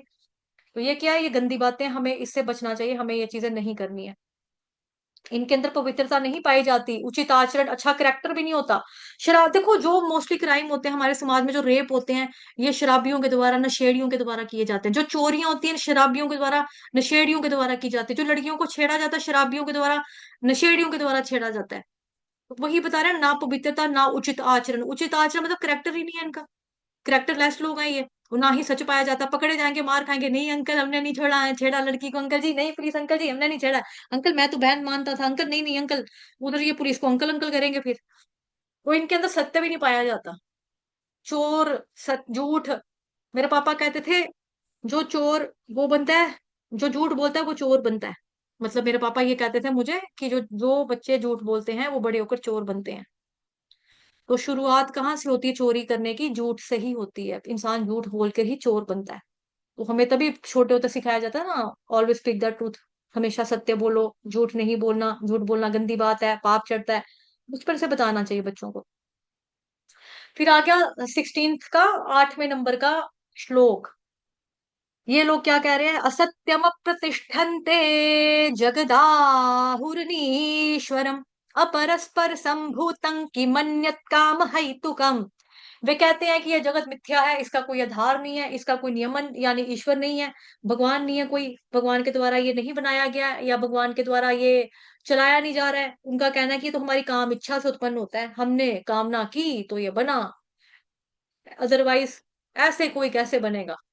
और काम के अतिरिक्त अन्य कोई कारण है ही नहीं। तो आप फोटो देख रहे हो, उस पर लिखा है प्राउड एथिस्ट। तो इस प्रकार के जो सोचने वाले लोग होते हैं, आपके आगे पीछे ऊपर नीचे ही बहुत मिल जाएंगे। वो क्या बोलते हैं? ये जगत तो मिथ्या है, आज जियो कल हो न हो, मरने के बाद क्या पता, जीने के हैं 4 दिन, बाकी हैं बेकार दिन, ये जिंदगी ना मिलेगी दोबारा। इंजॉय मैन, या लेट्स इंजॉय, ये पल कल हो ना हो, ये लम्हा फिलहाल जी लेने दे। इस तरह के थिंकिंग वाले लोग, ठीक है। ये लोग जैसे फोटो में लिखा ना, अहंकारी नास्तिक बताया इनको। वो लोग समझते हैं कि ये जगत तो मिथ्या है, और इसकी निर्मिति के पीछे कोई धार नहीं है, कोई ये बेसलेस है ही नहीं कुछ, कंट्रोल लेस है, कोई कंट्रोलर ही नहीं है इसका। हम बोलेंगे कि अरे सूर्य जो होता है समय के ऊपर चढ़ता है, बारिश टाइम पर होती है, ठंड होती है, जो क्या बोलेंगे, पतझड़ सावन बसंत बहार, एक बरस के मौसम चार। तो सारे समय समय पर अपने टाइम के हिसाब से मौसम आ रहे हैं, सर्दी गर्मी अपने आप हो रही है, पेड़ उग रहे हैं, फूल उग रहे हैं, उनको पता है हमारा सीजन आ गया। मैंगो देने हैं पेड़ ने, और गर्मी में देगा, एप्पल देगा। ये इनको पता है कैसे चल रहा है। उनका कहना है कि ये जो कुछ भी होता है काम इच्छा से होता है, उसी के ऊपर दुनिया टिकी है, और दुनिया उसी के हिसाब से चल रही है। ये इसका कंक्लूजन ये लोग निकालते हैं। जैसे साइंटिस्ट लोग होते हैं, भगवान पर विश्वास नहीं करते, कहते हैं वर्क इज वर्शिप। ऐसे बड़े बड़े स्लोगन बोल के वो दूसरों को चुप कराते हैं, काम ही पूजा है, कर्म ही पूजा है। बट ऐसा नहीं है, ऐसा नहीं। यह काम तो तुम केवल भौतिक जगत में कर रहे हो, और भौतिक जगत में अपनी जरूरतें पूरी करने के लिए कर रहे हो, इसका पूजा से क्या लेना देना, कर्म ही पूजा है, पूजा कहाँ से आ गई बीच में। आप आप सुबह उठ रहे हो, खाना खा रहे हो, ब्रश कर रहे हो, इसमें पूजा कहाँ से हो गई। आप बाथरूम जा रहे हो, नहा रहे हो, पूजा कहाँ से आ गई। आप ऑफिस में काम करने के चले गए, तो पूजा कहाँ से होगी। भगवान है कहाँ आपकी इस जिंदगी में, है ही नहीं। खाना पीना सोना, खाना पीना सोना, अपनी रक्षा करना, यही काम तो हो गए। ऐसा नहीं है ना। लेकिन अगर आप हर काम भगवान जी के लिए समर्पण की भावना से करोगे, भगवान को खुश करने के लिए करोगे, तो फिर वो आध्यात्मिक हो जाएगा। भगवान कृष्ण को सेंटर में रखकर करेंगे, फिर वो आध्यात्मिक हो जाएगा। लेकिन ये लोग क्या करते हैं, भगवान पर विश्वास नहीं करते। साइंस इज एवरीथिंग, इनको ऐसा लगता है साइंटिफिक डेवलपमेंट ही सब कुछ है, यही जिंदगी का लक्ष्य है। तो इस प्रकार के जो लोग होते हैं वो ऐसी ही सोच रखते हैं। फिर है जी उसके बाद आपका श्लोक नंबर 9। उसका अनुवाद, ऐसे निष्कर्मों का अनुगमन करते हुए आसुरी लोग जिन्होंने आत्मज्ञान खो दिया और जो बुद्धिहीन है, ऐसे अनुपयोगी तथा भयावह कार्यों में प्रवृत्त होते हैं, जो संसार का विनाश करने के लिए लगे होता है। अब देखो रिसेंटली एग्जाम्पल आप देख ही लो, हमारा जो हुआ, पहले क्या किया इन लोगों ने, पहलगाम में अटैक किया। अटैक करने के बाद फिर मिशन सिंदूर हुआ। फिर मिशन सिंदूर के बाद क्या हुआ, उधर से भी मिसाइलें आ रही है, इधर से भी मिसाइलें भेज रही हैं। तो लड़ाई हुई ना। अभी ये जो बम का फोटो देख रहे हो आप, आग लगी हुई है, लड़ाइयां, युद्ध, यही तो हो रहा है संसार में हमारे, यही हो रहा है ना। इससे क्या होता है, पृथ्वी का नाश होता है। ये एग्जाम्पल है। जैसे बम बनाया, जिसने बम बनाया होगा पहली बार, वाह वाह क्या चीज बनाई है, क्या एटम बम बना दिया इसने, वाह इसको तो प्राइज मिलना चाहिए, मिला भी था। लेकिन इससे जमीन खत्म हो जाएगी, जमीन का नाश हो जाएगा, पृथ्वी का विनाश हो जाएगा, शत्रु परास हो सकता है, ठीक है, हारेगा, ठीक है। लेकिन अल्टीमेटली क्या हो रहा है, संसार का विनाश हो रहा है। एक बंदा मरा, उसके पीछे कितने बंदे साथ में मर गए। जहाज चलना अच्छी बात है, टाइम का समय का सेव हो रहा है, लेकिन परसों 4-5 दिन पहले ही अहमदाबाद में 242 लोग जो है इकट्ठे मर गए। जिनके ऊपर जाकर वो पड़ा, उस बच्चों के हॉस्टल के स्कूल में, क्या बोलते हैं, मेस में, जहां बच्चे खाना खा रहे थे, जो डॉक्टर बनने वाले थे, वो बेचारे मर गए। एक बच्चा अपनी मम्मी को चाय की दुकान के ऊपर चाय पता नहीं रोटी पकड़ाने के लिए गया, 8 साल का बच्चा, वो चपेट में आ गया, वो मर गया। तो जहाज बनाने वाले तो सोचा तो अच्छा ही था, लेकिन कहीं ना कहीं साइंस की वजह से भी क्या होता है कि हम सोचते हैं कि हाँ बॉम्ब बनाया, क्या चीज बनाई, वाह, लेकिन उससे विनाश ही तो हो रहा है, एक्सप्लोजन हुआ, हाँ धमाका, लोग मर गए, जो जो आया आया, आ गया चपेट में, मर गया मर गया। ठीक, तो आज हम देखते हैं यही चीज तो हमारे समाज में हो रही है। तो जो इंसान इस तरह से करेगा, जैसे हमको बार बार धमकी क्या देता है पाकिस्तान, हम परमाणु छोड़ देंगे, हम परमाणु छोड़ देंगे, न्यूक्लियर बम छोड़ेंगे, हम न्यूक्लियर बम छोड़ देंगे, हम छोड़ देंगे, हम हमारे पास भी है, उनके पास भी है। और सबको मालूम है कि अगर जिसके जब छोड़ा जाएगा ना ये, तो उसके बाद जो हमारी पुश्तें आएंगी, उनकी भी, हमारे भी लूली लंगड़ी आएंगी। बेड के ऊपर लेटे रहने वाले बच्चे आएंगे, जो उठ ही नहीं पाएंगे, खुद से सुसु पोटी तक नहीं कर सकेंगे। अपंग बच्चे पैदा होंगे, किसी का हाथ, कोई टूंगा होगा, कोई लंगड़ा होगा, कोई काना होगा, कोई बहरा होगा। ऐसे ही जून भुगतने वाले बच्चे आएंगे हमारी जनरेशन में। अभी जो रिसेंटली ये जो हुए हैं ऊपर मिसाइल्स वगैरह डाल फेंक रहे थे, उसमें भी हमको बता रहे थे ना कि जब मिसाइल छोड़ी जा रही है, तो हम लोग क्या करते थे, छतों के ऊपर चढ़ चढ़ के देख रहे हैं। तो भाई छतों के ऊपर चढ़ चढ़ के मत देखो, इस तरह से छतों के ऊपर चढ़ चढ़ के मत देखो, आपको रेडिएशंस लगेंगी, रिएक्शन हो जाएगा स्किन के ऊपर। जैसे ही अगर आप गए हो, आपके घर के आसपास कहीं पर ड्रोन पड़ा है, गिरा है, तो ड्रोन के नजदीक में मत जाओ। जैसे पंजाब में एक जगह गिरा, तो लोग छुंदे पुना करके वो चल पड़े आगे आगे जाकर, देखते हैं इसको क्या चीज आई है, क्या चीज आई है। उसके शर्रे निकले, छर्रे समझते ना, गोल गोल गोलियां टाइप, वो शर्रे निकले, शर्रों ने कितनों को मारा फिर वहां पे। कि दो मौतें तो ऐसी ही होगी। वो जो ड्रैगन था उसके गिरने से नहीं हुई, ड्रोन के गिरने से नहीं हुई मौत। पास जा जाके सरदार लोग जो थे देखने लगे, छर्रे देखते हैं इसके, छर्रे कैसे, क्या चीज है ये, क्या चीज है। वो चक्के चक्के गोल गोल घूमने लगे जमीन पर आके, घूम के तो मर के 2-3 लोग वहां पे, उनकी डेथ हो गई। और फिर तो अगले दिन ऐसा हो कि जहां पे ड्रोन पंजाब में गिरा था, वहां पे पुलिस लगानी पड़ी, पुलिस लोगों को मार मार के भगा रही कि यहाँ पे मत आओ, पास में मत आओ, जाओ। ये तो हाल है हमारे इधर इंडिया का, कि लोग ऐसे करते हैं। उनको यही नहीं पता, जिंदगी इतनी सस्ती बना दी है लोगों ने, इतनी सस्ती बना दी है कि समझ ही नहीं आती कि हम मौत के पास जा रहे हैं, पता ही नहीं लगता। जैसे कितने सारे केसेस आपने देखे हैं, ये जो मेट्रो स्टेशन होते हैं, लड़के लड़कियां चले होते हैं मोबाइल पे बात करते करते, मोबाइल पे व्हाट्सएप चेक करते करते, नीचे उनको पता ही नहीं है पटरी के ऊपर पहुंच जाते हैं। 2011 में, 2014 में खुद मैंने देखा है दिल्ली में, ये जो आपका वसंत कुंज एरिया है, जहाँ पे छतरपुर एरिया है, उसके मेट्रो स्टेशन पे देखा है लड़कियों को इस तरह से, वो ट्रेन उनको कितनी आगे घसीट के ले जाती है। बट प्लेटफॉर्म के अंदर ही थे तो लोगों ने पकड़ के बचाया 1-2 लड़कियों को। पता ही नहीं लगता लोगों को, रील बनाने के चक्कर में पहाड़ी के नीचे अपना वो शोंदा दिखाना, शुंद पुना करना है कि हम देखो कितने क्या बोलेंगे, निडर हैं। हम बिल्कुल भी नहीं डरते, हम पहाड़ी के बिल्कुल किनारे पे खड़े हैं, तो मर रहे हैं। और ये कितना गलत हो गया, मोबाइल बनाने वाले ने मोबाइल बनाया कि हाँ भाई ठीक है, छोटी बात करो, मैसेज करो कि आप कहीं पे हो, प्रॉब्लम में फंस गए हो, कोई एक्सीडेंट हो गया किसी का, फटाफट शॉर्ट में बात करो, हेलो यहाँ पे एक्सीडेंट हुआ है, यहाँ पे आ जाओ, एम्बुलेंस पहुंचाओ। ये वरदान है। लेकिन मोबाइल का इस्तेमाल हम गलत तरीके से कर रहे हैं, अपने घरों में टावर लगा रहे हैं, वो कैंसर को बढ़ावा दे रहे हैं ना, रेडिएशन से कैंसर हो रहा है। वो चीज बनाई अच्छी बनाई, लेकिन जमीन का तो नाश हो रहा है, लोगों का तो सत्यानाश हो रहा है। कि नहीं हो रहा, मोबाइल बनाया ठीक है, जो लोग दूर हैं उनके साथ बातचीत कर सकता है इंसान, या जो कंपलसरी आपका संदेश है वो दे सकते हैं। अब लोग यहाँ पे बातें ही करते रहेंगे, बिल्कुल लंबी लंबी बातें करेंगे, रेडिएशन, कैंसर होने के खतरे, सर्वाइकल, ये प्रॉब्लम मोबाइल की वजह से हो रही है। कितनी सारी प्रॉब्लम्स हो रही हैं, और मोबाइल ने लोगों को नजदीक नहीं लाया है, इसने लोगों को दूर किया है। आज की डेट में क्या है कि पहले जब हम बच्चे थे, हम एक ही टीवी होता था हमारे घरों में, वो भी दूरदर्शन होता था, ये वाला दूरदर्शन हुआ करता था। फिर केबल आ गए, उसके बाद भाई बहनों में लड़ाई लगनी है, मेरा कार्टून देखना है, छोटा बच्चा जो है मैंने कार्टून देखना है, बड़ा वाला कहेगा मैं मैच देखूंगा, पापा कहेंगे मैंने न्यूज देखनी है।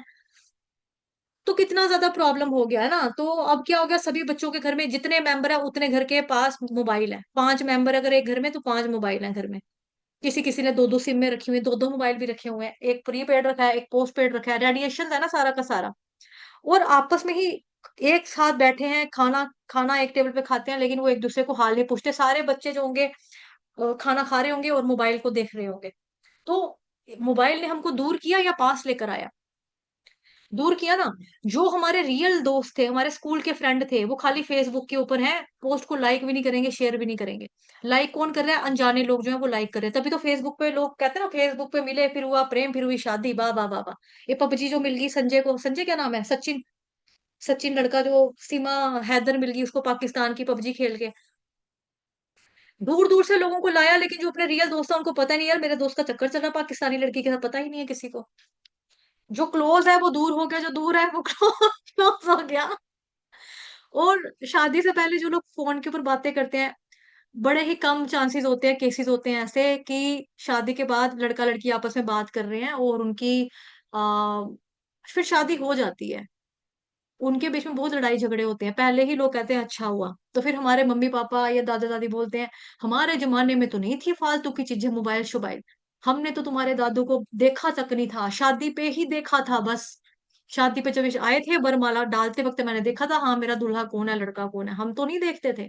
हम तो नहीं देखते थे, अपने सास की शक्ल नहीं देखते थे, ससुर का नहीं देखते थे, घूंघट इतने बड़े बड़े निकाल निकाल के रखते थे।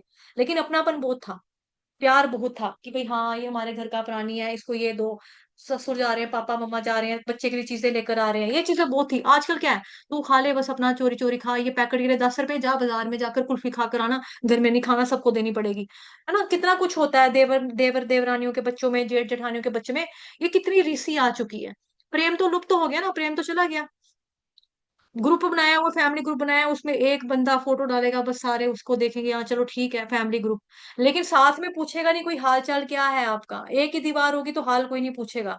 पता कब चलेगा, अच्छा मर गए, हाँ हमें नहीं पता, बताया नहीं, बात नहीं की आपने, बात नहीं की। बात भी तो कोई तभी करेगा ना जब आप पहले से थोड़ी बहुत बोलचाल होगी। जब पहले ही बोलचाल नहीं है तो कोई बात कर करके क्यों बताएगा, आजो आजो आजो हमारे घर में बंदा बीमार हुआ है, आओ जी आओ हमारे घर में देखो। तो इस तरह से थोड़ा बहुत मतलब कि ये चीजें जो है बनी तो थी, जैसे आप देख रहे हो ये फोटो बना तो था कि हाँ इससे अच्छी बात हो जाएगी दुश्मन को परास्त करने के चक्कर में, लेकिन हमारी जिंदगी जो हमारा भूमि है उसी का सर्वनाश हो रहा है, और भुगत तो हम रहे हैं। भगवान ने सुंदर जमीन बनाई, लेकिन हम लोग गंदा करने पे लगे हैं, खून से भी। चलिए आगे चलते हैं, मेरी बातें तो फिर खत्म नहीं होंगी। है ना, मेरा तो फिर थोड़ा सा, क्योंकि Bhagavad Gita is a way of life, कैसे जिंदगी जीनी है उसके बारे में। फिर आ गया जी श्लोक नंबर 10 और 11 और 12। कभी ना संतुष्ट होने वाले काम का आश्चर्य लेकर तथा गर्व और मद एवं मिथ्या प्रतिष्ठा में डूबे हुए आसुरी लोग इस तरह मोहग्रस्त होकर सदैव क्षणभंगर वस्तुओं के प्रति अपवित्र कर्म का व्रत लिए बैठते हैं, व्रत लिए रहते हैं। उनका विश्वास है कि इंद्रियों की तुष्टि ही मानव सभ्यता की मूल आवश्यकता है। इस प्रकार मरण काल तक उनको अपार चिंता होती रहती है। वे लाखों इच्छाओं के जाल में बंद कर तथा काम और क्रोध में लीन होकर इंद्र तृप्ति के लिए अवैध ढंग से धन संग्रह करते हैं। तो ये नहीं है कि इनको मिल गया, मिलने के बाद इनकी प्यास बुझ जाएगी, ना इनकी प्यास और ज्यादा बढ़ जाएगी। कभी ना संतुष्ट होने वाले काम का आश्चर्य लेकर, इनका काम कभी, काम इनका काम कभी कम नहीं होता, बढ़ता है। ये दिल मांगे मोर, ये मिल गया मुझे वो चाहिए, वो मिल गया मुझे ये चाहिए, ये मिला तो मुझे वो चाहिए। फिर क्या होता है, अहंकार गर्व के मद और मिथ्या प्रतिष्ठा में डूबे हुए आसुरी लोग क्या करते हैं, मोहग्रस्त हो जाते हैं और क्षण भर वस्तुओं के द्वारा अपवित्र कर्म का व्रत करते हैं। इनको पता है कि ये जिंदगी जो मैं कमा रहा हूँ, जो ये कर रहा हूँ, सारी जिंदगी रहने वाला नहीं है, लेकिन फिर भी इनको चाहिए ना, उसकी वजह से बाय हुक और बाय क्रुक, ताऊ जब सीधी उंगली से घी ना निकले तो उंगली टेढ़ी करनी पड़े, उंगली टेढ़ी करेंगे, अवैध ढंग से धन संग्रह करेंगे, हराम का पैसा खाएंगे, रिश्वत लेंगे, दूसरों को रिश्वत देंगे। कौन सा पुलिस वाला आया है जो हमारा ट्रक नहीं पास होने दे रहा है ड्रग्स का, ये फलाना फलाना। अरे इस पेटी में इतना पैसा है, तुम्हारी साथ पुश्तुएं खा सकती हैं, पुश्तें खा सकती हैं, चलो लालच दो इसको, पुलिस वाले को। पुलिस को खरीदेगा, अपना जो ड्रग्स का जो ट्रक है वो पार करवाएगा, जो हमारी जनरेशन है, टीनेजर है, उनको तबाह करेगा, उनकी नाड़ियों में नशा डालेगा खून के बदले, तो क्या हो जाएगा। अपवित्र कर्म है ना ये, अपवित्र कर्म का व्रत लिए रहते हैं। हाँ ड्रग्स में बड़ा पैसा है, स्मगलिंग में बड़ा पैसा है, चंदन की तस्करी में बड़ा पैसा है, गऊ की तस्करी में बड़ा पैसा है, तस्करी स्मगलिंग में बड़ा पैसा है। फिर उसके बाद जी हथियार को सप्लाई करने में बड़ा पैसा है, बम बनाने में बड़ा पैसा है, गोली बारूद बनाने में बड़ा पैसा है। अपवित्र कर्म है ना ये, अपवित्र कर्मों का ये व्रत रहते हैं। लड़कियों का करवाना, उनको प्रोस्टिट्यूशन में लगाना, कोठे पे बिठाना, ये लोग क्या करते हैं, अपवित्र कर्म है ना ये। हाँ जी, लड़की 16 साल की होगी, इसको उठा कर ले आओ, चोरी कर कर लड़की ले आओ, उसको बेचारी लड़की को, कोई 9-10 साल की लड़की है, उसको चॉकलेट टॉफी दी छोटे बच्चे को, बच्चा खाने लगा, उसको कपड़ा सुंगा दिया नाक के ऊपर, उसको ले आए, लेकर उसको किसी को बेच दिया, आगे किसी आदमी को, बुड्ढे वगैरह आदमी को बेच दिया उसका ठर्क पूरा करने के लिए। अपवित्र कर्म, ये सारे अपवित्र कर्म है, गंदे गंदे गंदे कर्म है ये। तो ये लोग क्या करते हैं, क्षणभंगुर वस्तुओं के द्वारा, इनको भी जो मिल रहा है वो भी क्षणभंगुर है ना, परमानेंट थोड़ा रहने वाला है इनके पास। अगर इनको भोग का सुख भी मिला, औरत के साथ भोग करने का सुख मिला, वो भी टेम्पररी। अगर इनको शराब का सुख भी मिला, वो भी टेम्पररी। नशा उतरेगा तो वापस जुए में इनको खुशी मिली, वो भी टेम्पररी। मीट खाकर जो प्रसन्नता मिली, वो भी टेम्पररी। क्षण भंगुर वस्तुओं के द्वारा ये क्या करते हैं, अपवित्र कर्म का व्रत लिए रहते हैं। जानवरों की चमड़ी का स्मगलिंग करेंगे, उसमें बड़ा पैसा है। जानवर की चमड़ी उनको मार मार के करेंगे, जैसे आपने देखा होगा 5-6 साल पहले की बात है, वो केरला में हुआ था ना, एक प्रेग्नेंट हथनी थी बेचारी, हथनी को इन्होंने वो दिखाया, पाइन एप्पल दिखाया। पाइन एप्पल दिखाने के बाद वो बेचारी खाने के लिए आई कि चलो मैं पाइन एप्पल खाऊंगी, उसके अंदर बम, बम डाला, वो बेचारे का जबड़ा पूरा फट गया, खाए कहाँ से। वो रो पड़े, वो रोती रोती रही 3 दिन तक बेचारी, पानी में खड़ी रही, मानो अपनी आंखों से ये कह रही हो कि कम से कम मेरे बच्चे को बचा लो। बट इस तरह के जख्मी हाथी के ऊपर हाथ कौन डाले, फिर लोग डरे, लोगों ने हाथ ही नहीं डाला उसके ऊपर। क्या करते लोग, क्योंकि खून निकला हुआ था, उसको, मर गई बेचारी वो, कितनी देर तक तड़पती रही और मर गई। ये क्या है, ये मतलब कि हाथी का दांत बेचने का धंधा, जानवर के लिए, मतलब कि जानवर का बेचेंगे। बट सोचो ना, बेचारी वो भी तो माँ है ना, उसको भी अपने बच्चे से कितना प्यार होगा, उसके बच्चे का क्या कसूर था, दुनिया में ही नहीं आया। ये अपवित्र कर्म है ना सारे के सारे जो इंसान करता है। और ये क्या करता है, मरण काल तक इसको यही रहती है चिंता, इनकी जो इच्छा है ना यहाँ तक खत्म नहीं होती, मरण काल तक रहती है। कि मैं मरने तक इनको होता है कि मैं और भोग लूं, और इकट्ठा कर लूं, और इकट्ठा कर लूं, और इकट्ठा कर लूं, और इकट्ठा कर लूं, लाखों इच्छाओं में बांध कर, जाल में बंद कर, ये काम और क्रोध में लीन होकर इंद्र तृप्ति के लिए अवैध नजायज नजायज ढंग से हराम का पैसा इकट्ठा करते हैं, ढंग से धन संग्रह करते हैं। ये लिखा है यहाँ पे, अवैध ढंग से धन संग्रह करते हैं ये लोग। कौन लोग? जो असुरी गुण वाले लोग होते हैं। फिल्मों में देखें तो अमरीश पुरी जैसा आदमी, जो पिक्चर में ऐसे रोल करता था, है ना। अदरवाइज तो वैसे तो बहुत अच्छा इंसान है, बट वो एक्टिंग है, लेकिन ऐसे बता रहे हैं। फिर आ गया 13 से लेके 15 तक के श्लोक में। आसुरी व्यक्ति सोचता है आज मेरे पास इतना धन है, अपनी योजनाओं से मैं और अधिक धन कमाऊंगा। तो पहले ये लोग क्या करते हैं, अगर आप वही अमरीश पुरी का जैसे मैंने नाम ले लिया, तो आप उसी की पुरानी फिल्मों का थोड़ा देखेंगे अगर आप, तो आपको पता लगेगा। पहले ये छोटा मोटा क्राइम करता था, चोरी की। फिर उसके बाद एक चोरी करने के बाद इसने, दोस्त ने बोला मैं 50% का हिस्सा लूंगा, इसने उसको चाकू मार दिया, उसका 50% भी हो गया, 100% इसके पास। वहां जाके इसने अपना पैसा जो है, दाढ़ी मूछ कटवा ली, शक्ल लुक चेंज कर लिया, एक बन गया जी, नेता टाइप बन गया। मैं क्या करूंगा, आज मेरे पास धन है, धन कैसे कमाया, पीछे पड़ा ना हमने, धन कैसे कमाया, अवैध ढंग से धन कमाया। किसी की प्रॉपर्टी, मरा हुआ आदमी, उसके अंगूठा लगवा लिया, आपके पापा तो हमारे को अपना घर ना हमारे नाम पर करके क्या, ये देखो अंगूठा लगा, तुम्हारे बाप ने अंगूठा लगाया, तेरे पापा ने मेरे से कर्जा लिया था, कर्जे कर्जे के बदले उसने अंगूठा लगाया था, अपनी प्रॉपर्टी अपने खेत जमीन मेरे नाम करके गया, तो अवैध ढंग से पैसा लिया। फिर क्या किया इसने, अवैध ढंग से पैसा कर इसने सोचा अभी तो मेरे पास काफी पैसा हो गया, अब मैं और योजनाओं से धन कमाऊंगा। फिर ये मिनिस्टर की कुर्सी पे बनेगा, वहां पे आके घोटाले करेगा, और पैसा आ गया इसके पास। फिर ये ड्रग्स का धंधा भी करेगा, फिर ये स्मगलिंग, ये बंदूक, गोला बारूद, इनका धंधा करेगा। फिर कहता है आज मेरे पास पैसा बहुत है, भविष्य में बढ़कर और भी अधिक हो जाएगा, क्योंकि आप तो लगे हुए हो ना नाजायज पैसा कमाने के लिए, गरीबों का खून निचोड़ कर चूस चूस के पैसा लगे हुए आप कमाने के लिए, तो बढ़ेगा।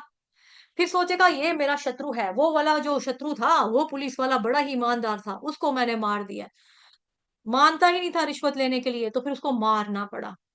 अब मेरे बाकी शत्रु भी मारे जाएंगे, अभी मैं सभी वस्तुओं का स्वामी हूँ, मैं भोगता हूँ, मैं सिद्ध हूँ, शक्तिमान हूँ, सुखी हूँ। अब ये शक्ति का जो उड़क रहा है ना, उछल रहा है ना, वो क्यों उछल रहा है, क्योंकि पैसे के बलबूते पे उछल रहा है।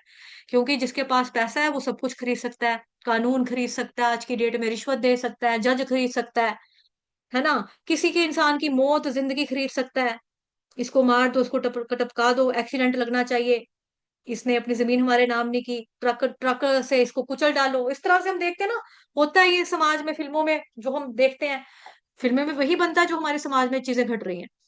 फिर कह रहा है मैं सबसे अधिक धनी व्यक्ति हूँ, मेरे पास अपने कुछ कुलीन संबंधी हैं, यानी कि वो भी अमीर लोग हैं। ठीक है। अभी जब ये गुंडे से बन गया प्रधानमंत्री, मतलब कि कुछ मिनिस्टर वगैरह बन गए, तो इसके पास जो रिश्तेदार होंगे, दोस्त होंगे, वो भी कैसे होंगे, जी हजूरी करने वाले लोग होंगे, साहब जी करने वाले लोग होंगे इसके पास। उठना बैठना जो हो जाएगा अमीर लोगों के बीच में, इसका इसका हो जाएगा। तो कोई अन्य मेरे समान शक्तिमान और सुखी नहीं है, मैं यज्ञ करूंगा, मैं दान दूंगा, इस तरह मैं आनंद मनाऊंगा। इस प्रकार से व्यक्ति अज्ञानतावश मोहग्रस्त होते रहते हैं। जैसे आपने एक फिल्म देखी होगी पुरानी, दूध का कर्ज, उसमें अमरीश पुरी क्या करता है, एक सपेरा और सपेरा और सपेरे की वाइफ होती है, वो भगवान शिव जी के पुजारी होते हैं, भगवान के मंदिर में पूजा करते हैं, उनके ऊपर चोरी का इल्जाम लगाता है कि इसने शिव जी के मंदिर से गहने चोरी किए हैं। और मनी मनी वाला पता नहीं कुछ सीन होता है, मुझे पूरा याद नहीं है। इस तरह से वो क्या करते हैं, उसके आदमी को अमरीश पुरी कोड़े मार मार के मार देता है, अरुणा ईरानी का हस्बैंड होता है सपेरा, उसको कोड़े मार मार के मार देता है ये पूरे तरीके। फिर ये अमीर बन जाता है, क्योंकि इसके पास मंदिर से जो चोरी किया होता है गहने, मनिया शनिया, पता नहीं क्या क्या, इसने नीलम नीलम बड़ा कुछ चोरी किया होता है, अमीर बन जाता है ये। फिर उसके बाद ये इसकी बेटी होती है, तो फिर वो एक उसी सपेरे के लड़के से उसको प्रेम होता है। लेकिन ये सोचता क्या है, इसका पूरा वैसा ही होता है ना, मैं शक्तिमान हूँ, मैं सुखी हूँ, मैं धनी हूँ, मेरे पास कुलीन संबंधी है। पहले इसके दोस्त कौन होते थे, चोर होते थे। अब इसके दोस्त रिश्तेदारी कौन हो गए, जो अमीर लोग हैं। बदल गया, मौका बदल गया ना। अमीरों के बड़े दोस्त हो जाते हैं और अच्छे अच्छे दोस्त बन जाते हैं, इसके दोस्त बन गए। कोई अन्य मेरे समान शक्तिशाली नहीं है, सुखी नहीं है, मैं यज्ञ करूंगा, दान करूंगा। फिर ये यज्ञ पुण्य भी करता था। आइए ठाकुर साहब जी बड़े दयालु हैं, तुम्हारे पास क्या है? तुम्हारी बेटी की शादी है, तुम्हें तुम्हें साहब जी पंखा देंगे, तुम्हारे घर में एसी देंगे, तुम्हारी बेटी के लिए दहेज देंगे। इस तरह से वो कर रहा है ऐसी हरकतें कि मेरे बराबर कोई नहीं है। यज्ञ करूंगा, दान करूंगा, लोगों को खुशियां बांटूंगा, तो आनंद बनाऊंगा, लोग मेरी जय जयकार, महाराज की जय हो, ठाकुर साहब की जय हो, ठाकुर साहब की जय हो, ठाकुर साहब की जय हो, ऐसे करूंगा। कर्ण अर्जुन फिल्म में भी आप देख लो, उसमें भी अमरीश पुरी ने यही किया था। अपने पापा जो खुद का बूढ़ा उसका बाप था, उसको वो धोखे से मारता है। जो अपने भाई के सगे बच्चे थे कर्ण अर्जुन, उसको वो तलवार से कटवा देता है दोनों लड़कों को। फिर क्या होता है? अमीर बन जाता है। मैं खुशी मनाऊंगा, आनंद मंगाऊंगा, ये आनंद उसको लगता है चलेगा, बट ये है क्या? क्षण भंगुर है। और इसी तरह से क्या होता है, इस प्रकार से ऐसे व्यक्ति अज्ञानतावश मोहग्रस्त रहते हैं। अज्ञानता है ये बेसिकली। हिरण्यकशिपु आप देखो, फोटो यहाँ पे लगा है, कंस मामा का फोटो लगा है, रावण का फोटो लगा है। ये तीन लोगों का उदाहरण जो है यहाँ पर दिया जा रहा है। हिरण्यकशिपु, अभी कुछ देर पहले ही आपको मैंने उनकी कथा सुनाई थोड़ी सी, कि किस तरह से प्रहलाद महाराज जो हैं उनके घर में आते हैं। लेकिन जो ये हिरण्यकशिपु है, ये क्या कर रहा था कि मेरे को सारे भगवान बोले, मेरे को भगवान बोले सारे, मैं दैत्यों का राजा, मैं सबका राजा बनूंगा। कंस मामा भी क्या चाहता था? यही चाहता था। रावण भी क्या चाहता था? अहंकार था ना इसको भी बड़ा, मैं धन, मैं पैसे वाला हूँ, सोने की लंका है मेरी। हिरण्यकशिपु, कंस, सारे के सारे ये पैसे के क्या बोलेंगे, लालची भी।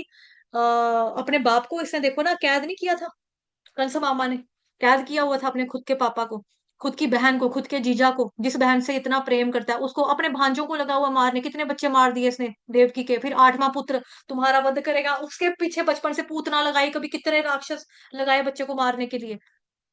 ये क्या कहता था? मैंने पैसा कमाया है, मैं ताकतवर हूँ, मैं सर्वश्रेष्ठ हूँ, बलवान हूँ। ये सारे राक्षसों के राजे हैं, तीनों के तीनों जो उदाहरण आप देख रहे हो स्क्रीन के ऊपर, चाहे वो रावण हो, चाहे वो हिरण्यकशिप हो, चाहे वो आपका आपका नहीं मतलब कि चाहे वो तीसरा एग्जाम्पल क्या है, हिरण्यकशिपु, रावण और कंस मामा, अपने अहंकार में रहते थे ये।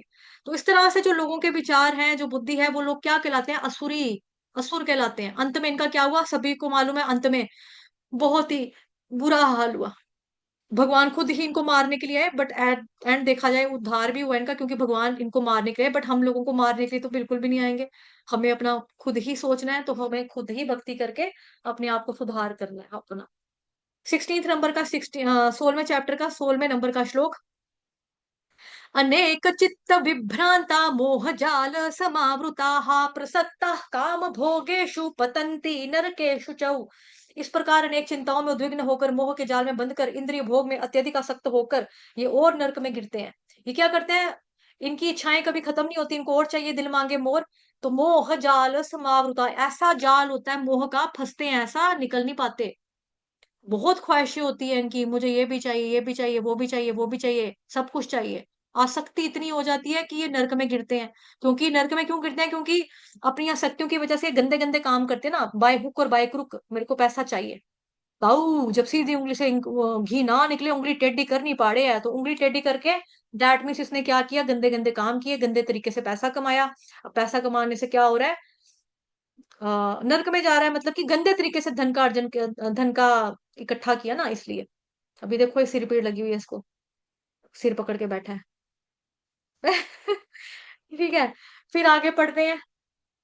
18 नंबर का श्लोक। अहंकारं बलं दर्पं कामं क्रोधं च संश्रिताः मामात्मा परदेहेषु प्रद्विषन्तोऽभ्यसूयकाः। मिथ्या अहंकार, बल, दर्प, काम, क्रोध से मोहित होकर आसुरी व्यक्ति अपने शरीरों में तथा अन्यों के शरीरों में स्थित भगवान से ईर्ष्या करते हैं और वास्तविक धर्म की निंदा करने लगते हैं। अब ये क्या है? मिथ्या, फॉल्स ईगो, फॉल्स बल, फॉल्स दर्प, फॉल्स काम, फॉल्स क्रोध से मोहित होकर, झूठे अहंकार, मिथ्या, झूठे से मोहित होकर ये क्या करते हैं? आसुरी व्यक्ति अपने शरीरों में तथा अन्यों के शरीरों में स्थित भगवान से ईर्ष्या और वास्तविक धर्म से निंदा करने लगते हैं। जैसे फोटो में आप देख रहे हो, शिशुपाल भगवान से जलता था, 100 अपराध उसने किए, भगवान ने बोला था, उसकी मम्मा से प्रॉमिस किया था कि ठीक है, इसके मैं 100 गुना माफ कर दूंगा, लेकिन अगर इसने 100वां गुना किया तो फिर मैं इसको मार दूंगा। फिर वही किया भगवान कृष्ण ने। ठीक, लेकिन हमारे केस में पता नहीं कितने गुना हम ऑलरेडी कर चुके हैं। भगवान तो माफ करते जाते हैं, लेकिन इसका मतलब ये नहीं है हम उनको फॉर गारंटी लेने की, ये तो बैठे ही माफ करने के लिए। हमें भी होना चाहिए कि ठीक है, जो हुआ हुआ, अब आगे हम ना करें। एक अच्छा इंसान वही होता है जो अपनी गलती से सीखता है, ना कि वो गलती रिपीट करता है। 16 चैप्टर का 19 नंबर का श्लोक आपके सामने आ गया जी। जो लोग ईर्ष्यालु हैं तथा क्रूर हैं, नराधम है, उनको मैं निरंतर विभिन्न आसुरी योनियों में भवसागर में डालता रहता हूँ। तो ऐसे लोगों की मुक्ति की आशा बिल्कुल नहीं कर सकते। कौन से लोग? जो क्रूर हैं, ईर्ष्यालु है, नराधम है, उनको बार बार भगवान कह रहे हैं यहीं पर जन्म लेना पड़ता है। पुनरपि जननम पुनरपि मरणम, है ना, बार बार निम्न स्तर की योनियां मिलती हैं। जो अच्छा काम नहीं करेगा, मानो सुनो ना, जैसे भगवान ने क्या बोला, जो व्यक्ति ईर्ष्यालु है, जलते हैं, क्रूर है, क्योंकि जलता है तभी करके तो व्यक्ति गलत तरीके से पैसा कमाएगा। उसके पास है, मैं भी कमाऊंगा, मैं गलत तरीके से कमाऊंगा। क्रूर, क्रूर क्यों हुआ? क्योंकि उसने अपराध किए, खून किए, चोरी की, डाके डाले, लूटा लोगों को। जिसको लूटा जा रहा है वो कोई खुशी से थोड़ा अपना गहना दे रहा है। किसी की चैनी आप स्नैच कर रहे हो, सड़क के ऊपर चलती हुई औरत की बेचारी, वो तो गालियां निकालेगी ना मन में भी, और ऊपर से भी उसने आपके बस हाथ में चाकू देके, बंदूक देके बेचारी ने दे दिया। लेकिन ऐसे लोग क्या है? क्रूर, नराधम है, मनुष्यों में क्या अधम है, नीच लोग हैं। तो जो नीच लोग हैं, मतलब कि जो इंसान इंसान होते हुए जिसने गंदे काम किए, भगवान ने इंसान बनाया उसने रेप किए, भगवान ने इंसान बनाया उसने गोलियां मारी, भगवान ने इंसान बनाया उसने बम मार दिए, लोगों के खून किए, खराबे किए, तो उसको भगवान कोई अगली बार इंसान का जन्म थोड़ा देंगे, जानवर का जन्म देंगे ना। क्योंकि इंसान होते हुए उसके अंदर इंसानियत तो थी नहीं। इंसान होते उसने जानवर हैवानियत का काम किया, तो जाके हैवान बन, जानवर बन फिर। अब फिर भगवान कहेंगे विभिन्न प्रकार की आसुरी योनियों में भवसागर में डालता रहता हूँ, बार बार डालता रहता हूँ। फिर 20 नंबर के श्लोक में जो है भगवान जी कह रहे हैं, हे कुंती पुत्र, ऐसे व्यक्ति आसुरी योनि में बारंबार जन्म ग्रहण करते हुए भी मुझ तक नहीं पहुंच पाते। भगवान कह रहे हैं इनका तो बार बार जन्म होगा, आसुरी योनि में उतारेगा, मेरे द्वारा मेरे तक कभी नहीं पहुंच पाएंगे। और धीरे धीरे क्या होता है, और ज्यादा अधम गति को प्राप्त होते हैं। नीचे जाते जाते वो उनका बिल्कुल बिल्कुल क्या बोले अब, अधम गति को मिल जाएंगे, प्राप्त हो जाएंगे, लेकिन भगवान तक नहीं पहुंच पाएंगे। फिर उसके बाद है जी श्लोक नंबर आपका 21। यही श्लोक मैं कह रही थी आपको। त्रिविधं नरकस्येदं द्वारनाशनमात्मनः काम क्रोधस्तथा लोभस्तस्मादेतत्त्रयं त्यजेत्। इस नरक के 3 द्वार हैं, काम है, क्रोध है और लोभ है। प्रत्येक बुद्धिमान व्यक्ति को चाहिए कि इनका त्याग कर दे, क्योंकि इनसे आत्मा का पतन होता है। तो नरक के 3 दरवाजे हैं, क्या क्या है? काम, क्रोध, लोभ। तो इन तीनों चीजों को हमको त्यागने के लिए भगवान बोल रहे हैं। अगर हम इनका नहीं त्याग करेंगे तो हमको कहाँ लेके जाएंगे? नरक की तरफ लेकर जाएंगे। तो हमको पूरे तरीके से इसका त्याग करना चाहिए, अदरवाइज हमारी आत्मा का जो है पतन हो जाएगा, पतन होता है इससे, ठीक है।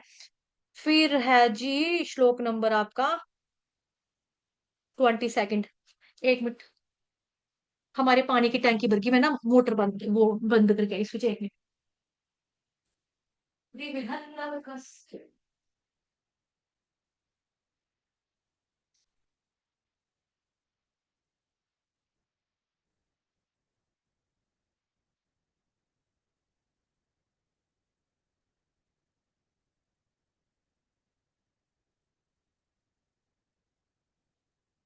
कस्येदन्द्वारनाशनमात्मनः।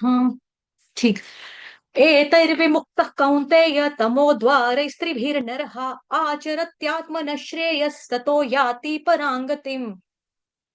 22 नंबर के श्लोक में भगवान जी कह रहे हैं कि हे कुंती पुत्र, जो व्यक्ति इन 3 नर्क के दरवाजों से बच जाता है वो आत्म साक्षात्कार के लिए कल्याणकारी कार्य करता है और उस प्रकार क्रमशः परम गति को प्राप्त होता है।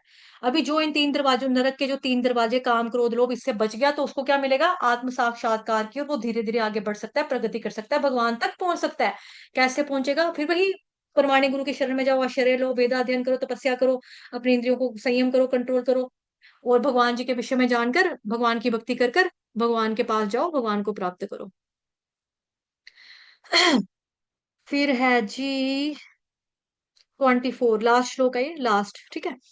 तस्मात् शास्त्रं प्रमाणन्ते कार्याकार्य व्यवस्थितौ ज्ञात्वा शास्त्र विधानोक्तम कर्म कर्तुमिहार्हसि।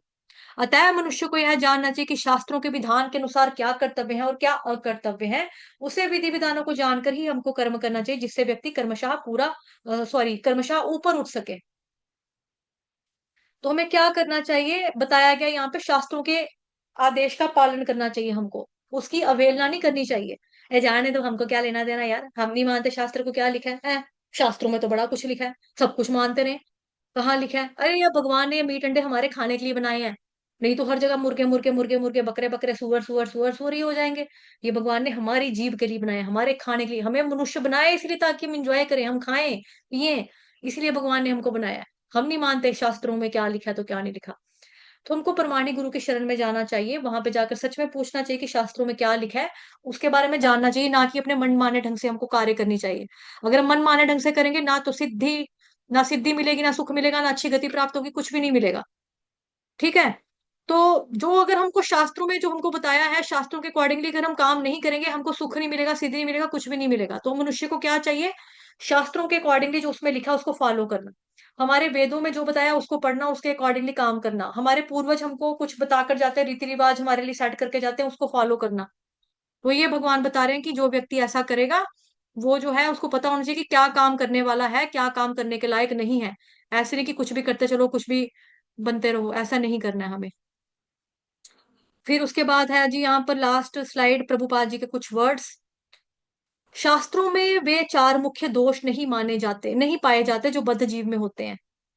ठीक है। ये है अपूर्ण इंद्रियां, कपटता, त्रुटि करना, मोहग्रस्त होना। तो जो आपने बुक पढ़ी थी ईशोपनिषद, उसकी भूमिका में भी है, मनुष्य में चार दोष पाए जाते हैं। तो इन चार दोषों के कारण बद्ध जीव विधि विधान बनाने के लिए योग्य होता है, वो नहीं बना सकता। हम शास्त्र नहीं लिख सकते। अब जैसे हमारा संविधान भी लिखा हुआ है ना, जो संविधान भी गलत है हमारा, बिकॉज इंसान के द्वारा लिखा गया है। तो भागवतम में जो बताया गया ना, ग्रंथराज भागवतम महापुराण में, उसके अकॉर्डिंगली ही जो बताया वही इनफ है हमारे लिए संविधान वगैरह के लिए। लेकिन इंसान ने जो बनाया उसमें तो बहुत सारी सैकड़ों चेंजेस की जरूरत है, और आने वाले अभी चेंज कर भी लेंगे तो आगे भी सैकड़ों चेंजेस हमें करनी पड़ेगी, बिकॉज वो इनकम्प्लीट माना जाएगा, दोषपूर्ण माना जाता है।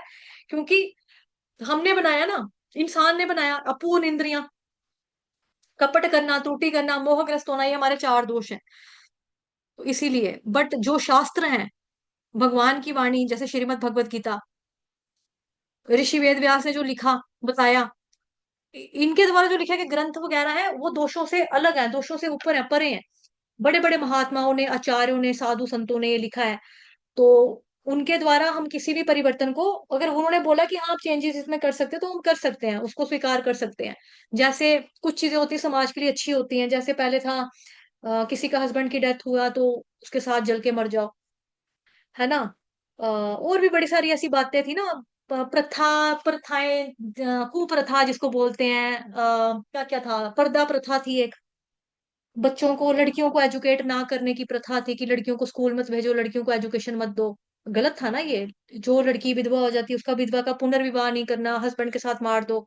जैसे आपने वो फिल्म देखी थी, भंवरे ने खिलाया फूल, फूल तो ले गया राजकुंवर, क्या था फिल्म वो, प्रेम रोग।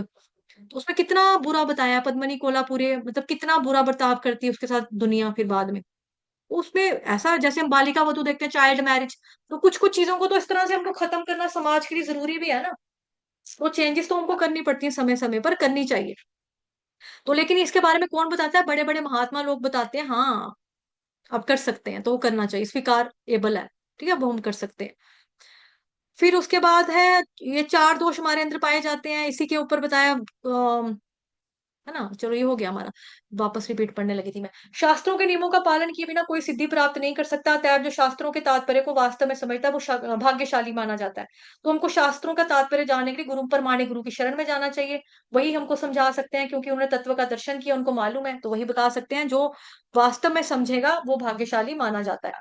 ये भौतिक शक्ति प्रकृति के तीन गुणों, सतोगुण, रजोगुण, तमोगुण से बनी हुई है, इसके बारे में भी हमने पढ़ लिया, है ना, बताया था। तो इसके पूर्व ये भगवान के ज्ञान के मार्ग खुले, मनुष्य को कम से कम सतोगुण तक उठना पड़ता है। तो तमोगुण नहीं जाना, तमोगुण वाली साइड नहीं जाना, रजोगुण वाली साइड पर नहीं रहना, ये दोनों बंधन के कारण है। हमको कहाँ जाना है? कम से कम सतोगुण तक ऊपर उठेंगे तो ही हमको शास्त्रों का समझ में आएगा, पढ़ेंगे और भगवान की भक्ति करके प्रमाणिक गुरु के शरण में जाकर आगे जा सकते हैं, अदरवाइज मुश्किल है। दूसरों के लिए यदि कोई उपयुक्त तथा प्रमाणिक गुरु का मार्गदर्शन प्राप्त हो जाता है तो उसका जीवन सफल हो जाता है, क्योंकि गुरु उच्च पद की उन्नति का मार्ग दिखा सकता है। तो इस प्रकार से ही हमको बताए हैं दैवी और आसुरी गुण। तो हमारे लिए यही होमवर्क है, यही है कि भाई अपने जो गुण हैं वो चेक करने। एक तो ये पहले तीन श्लोकास में जो भगवान ने बता दी यहाँ पर, इनमें से हमारे अंदर क्या गुण है इसको देखो। जो गुण नहीं है इसको लेकर आओ, इसको डेवलप करो, और बाकी जो जितने भी पड़े वो हैं तो उनको माइनस माइनस करके खत्म करो। ठीक है, और अच्छे बन के इसी जिंदगी में, इसी सो कॉल्ड लाइफ में go back to Godhead, भगवान जी के पास जाओ।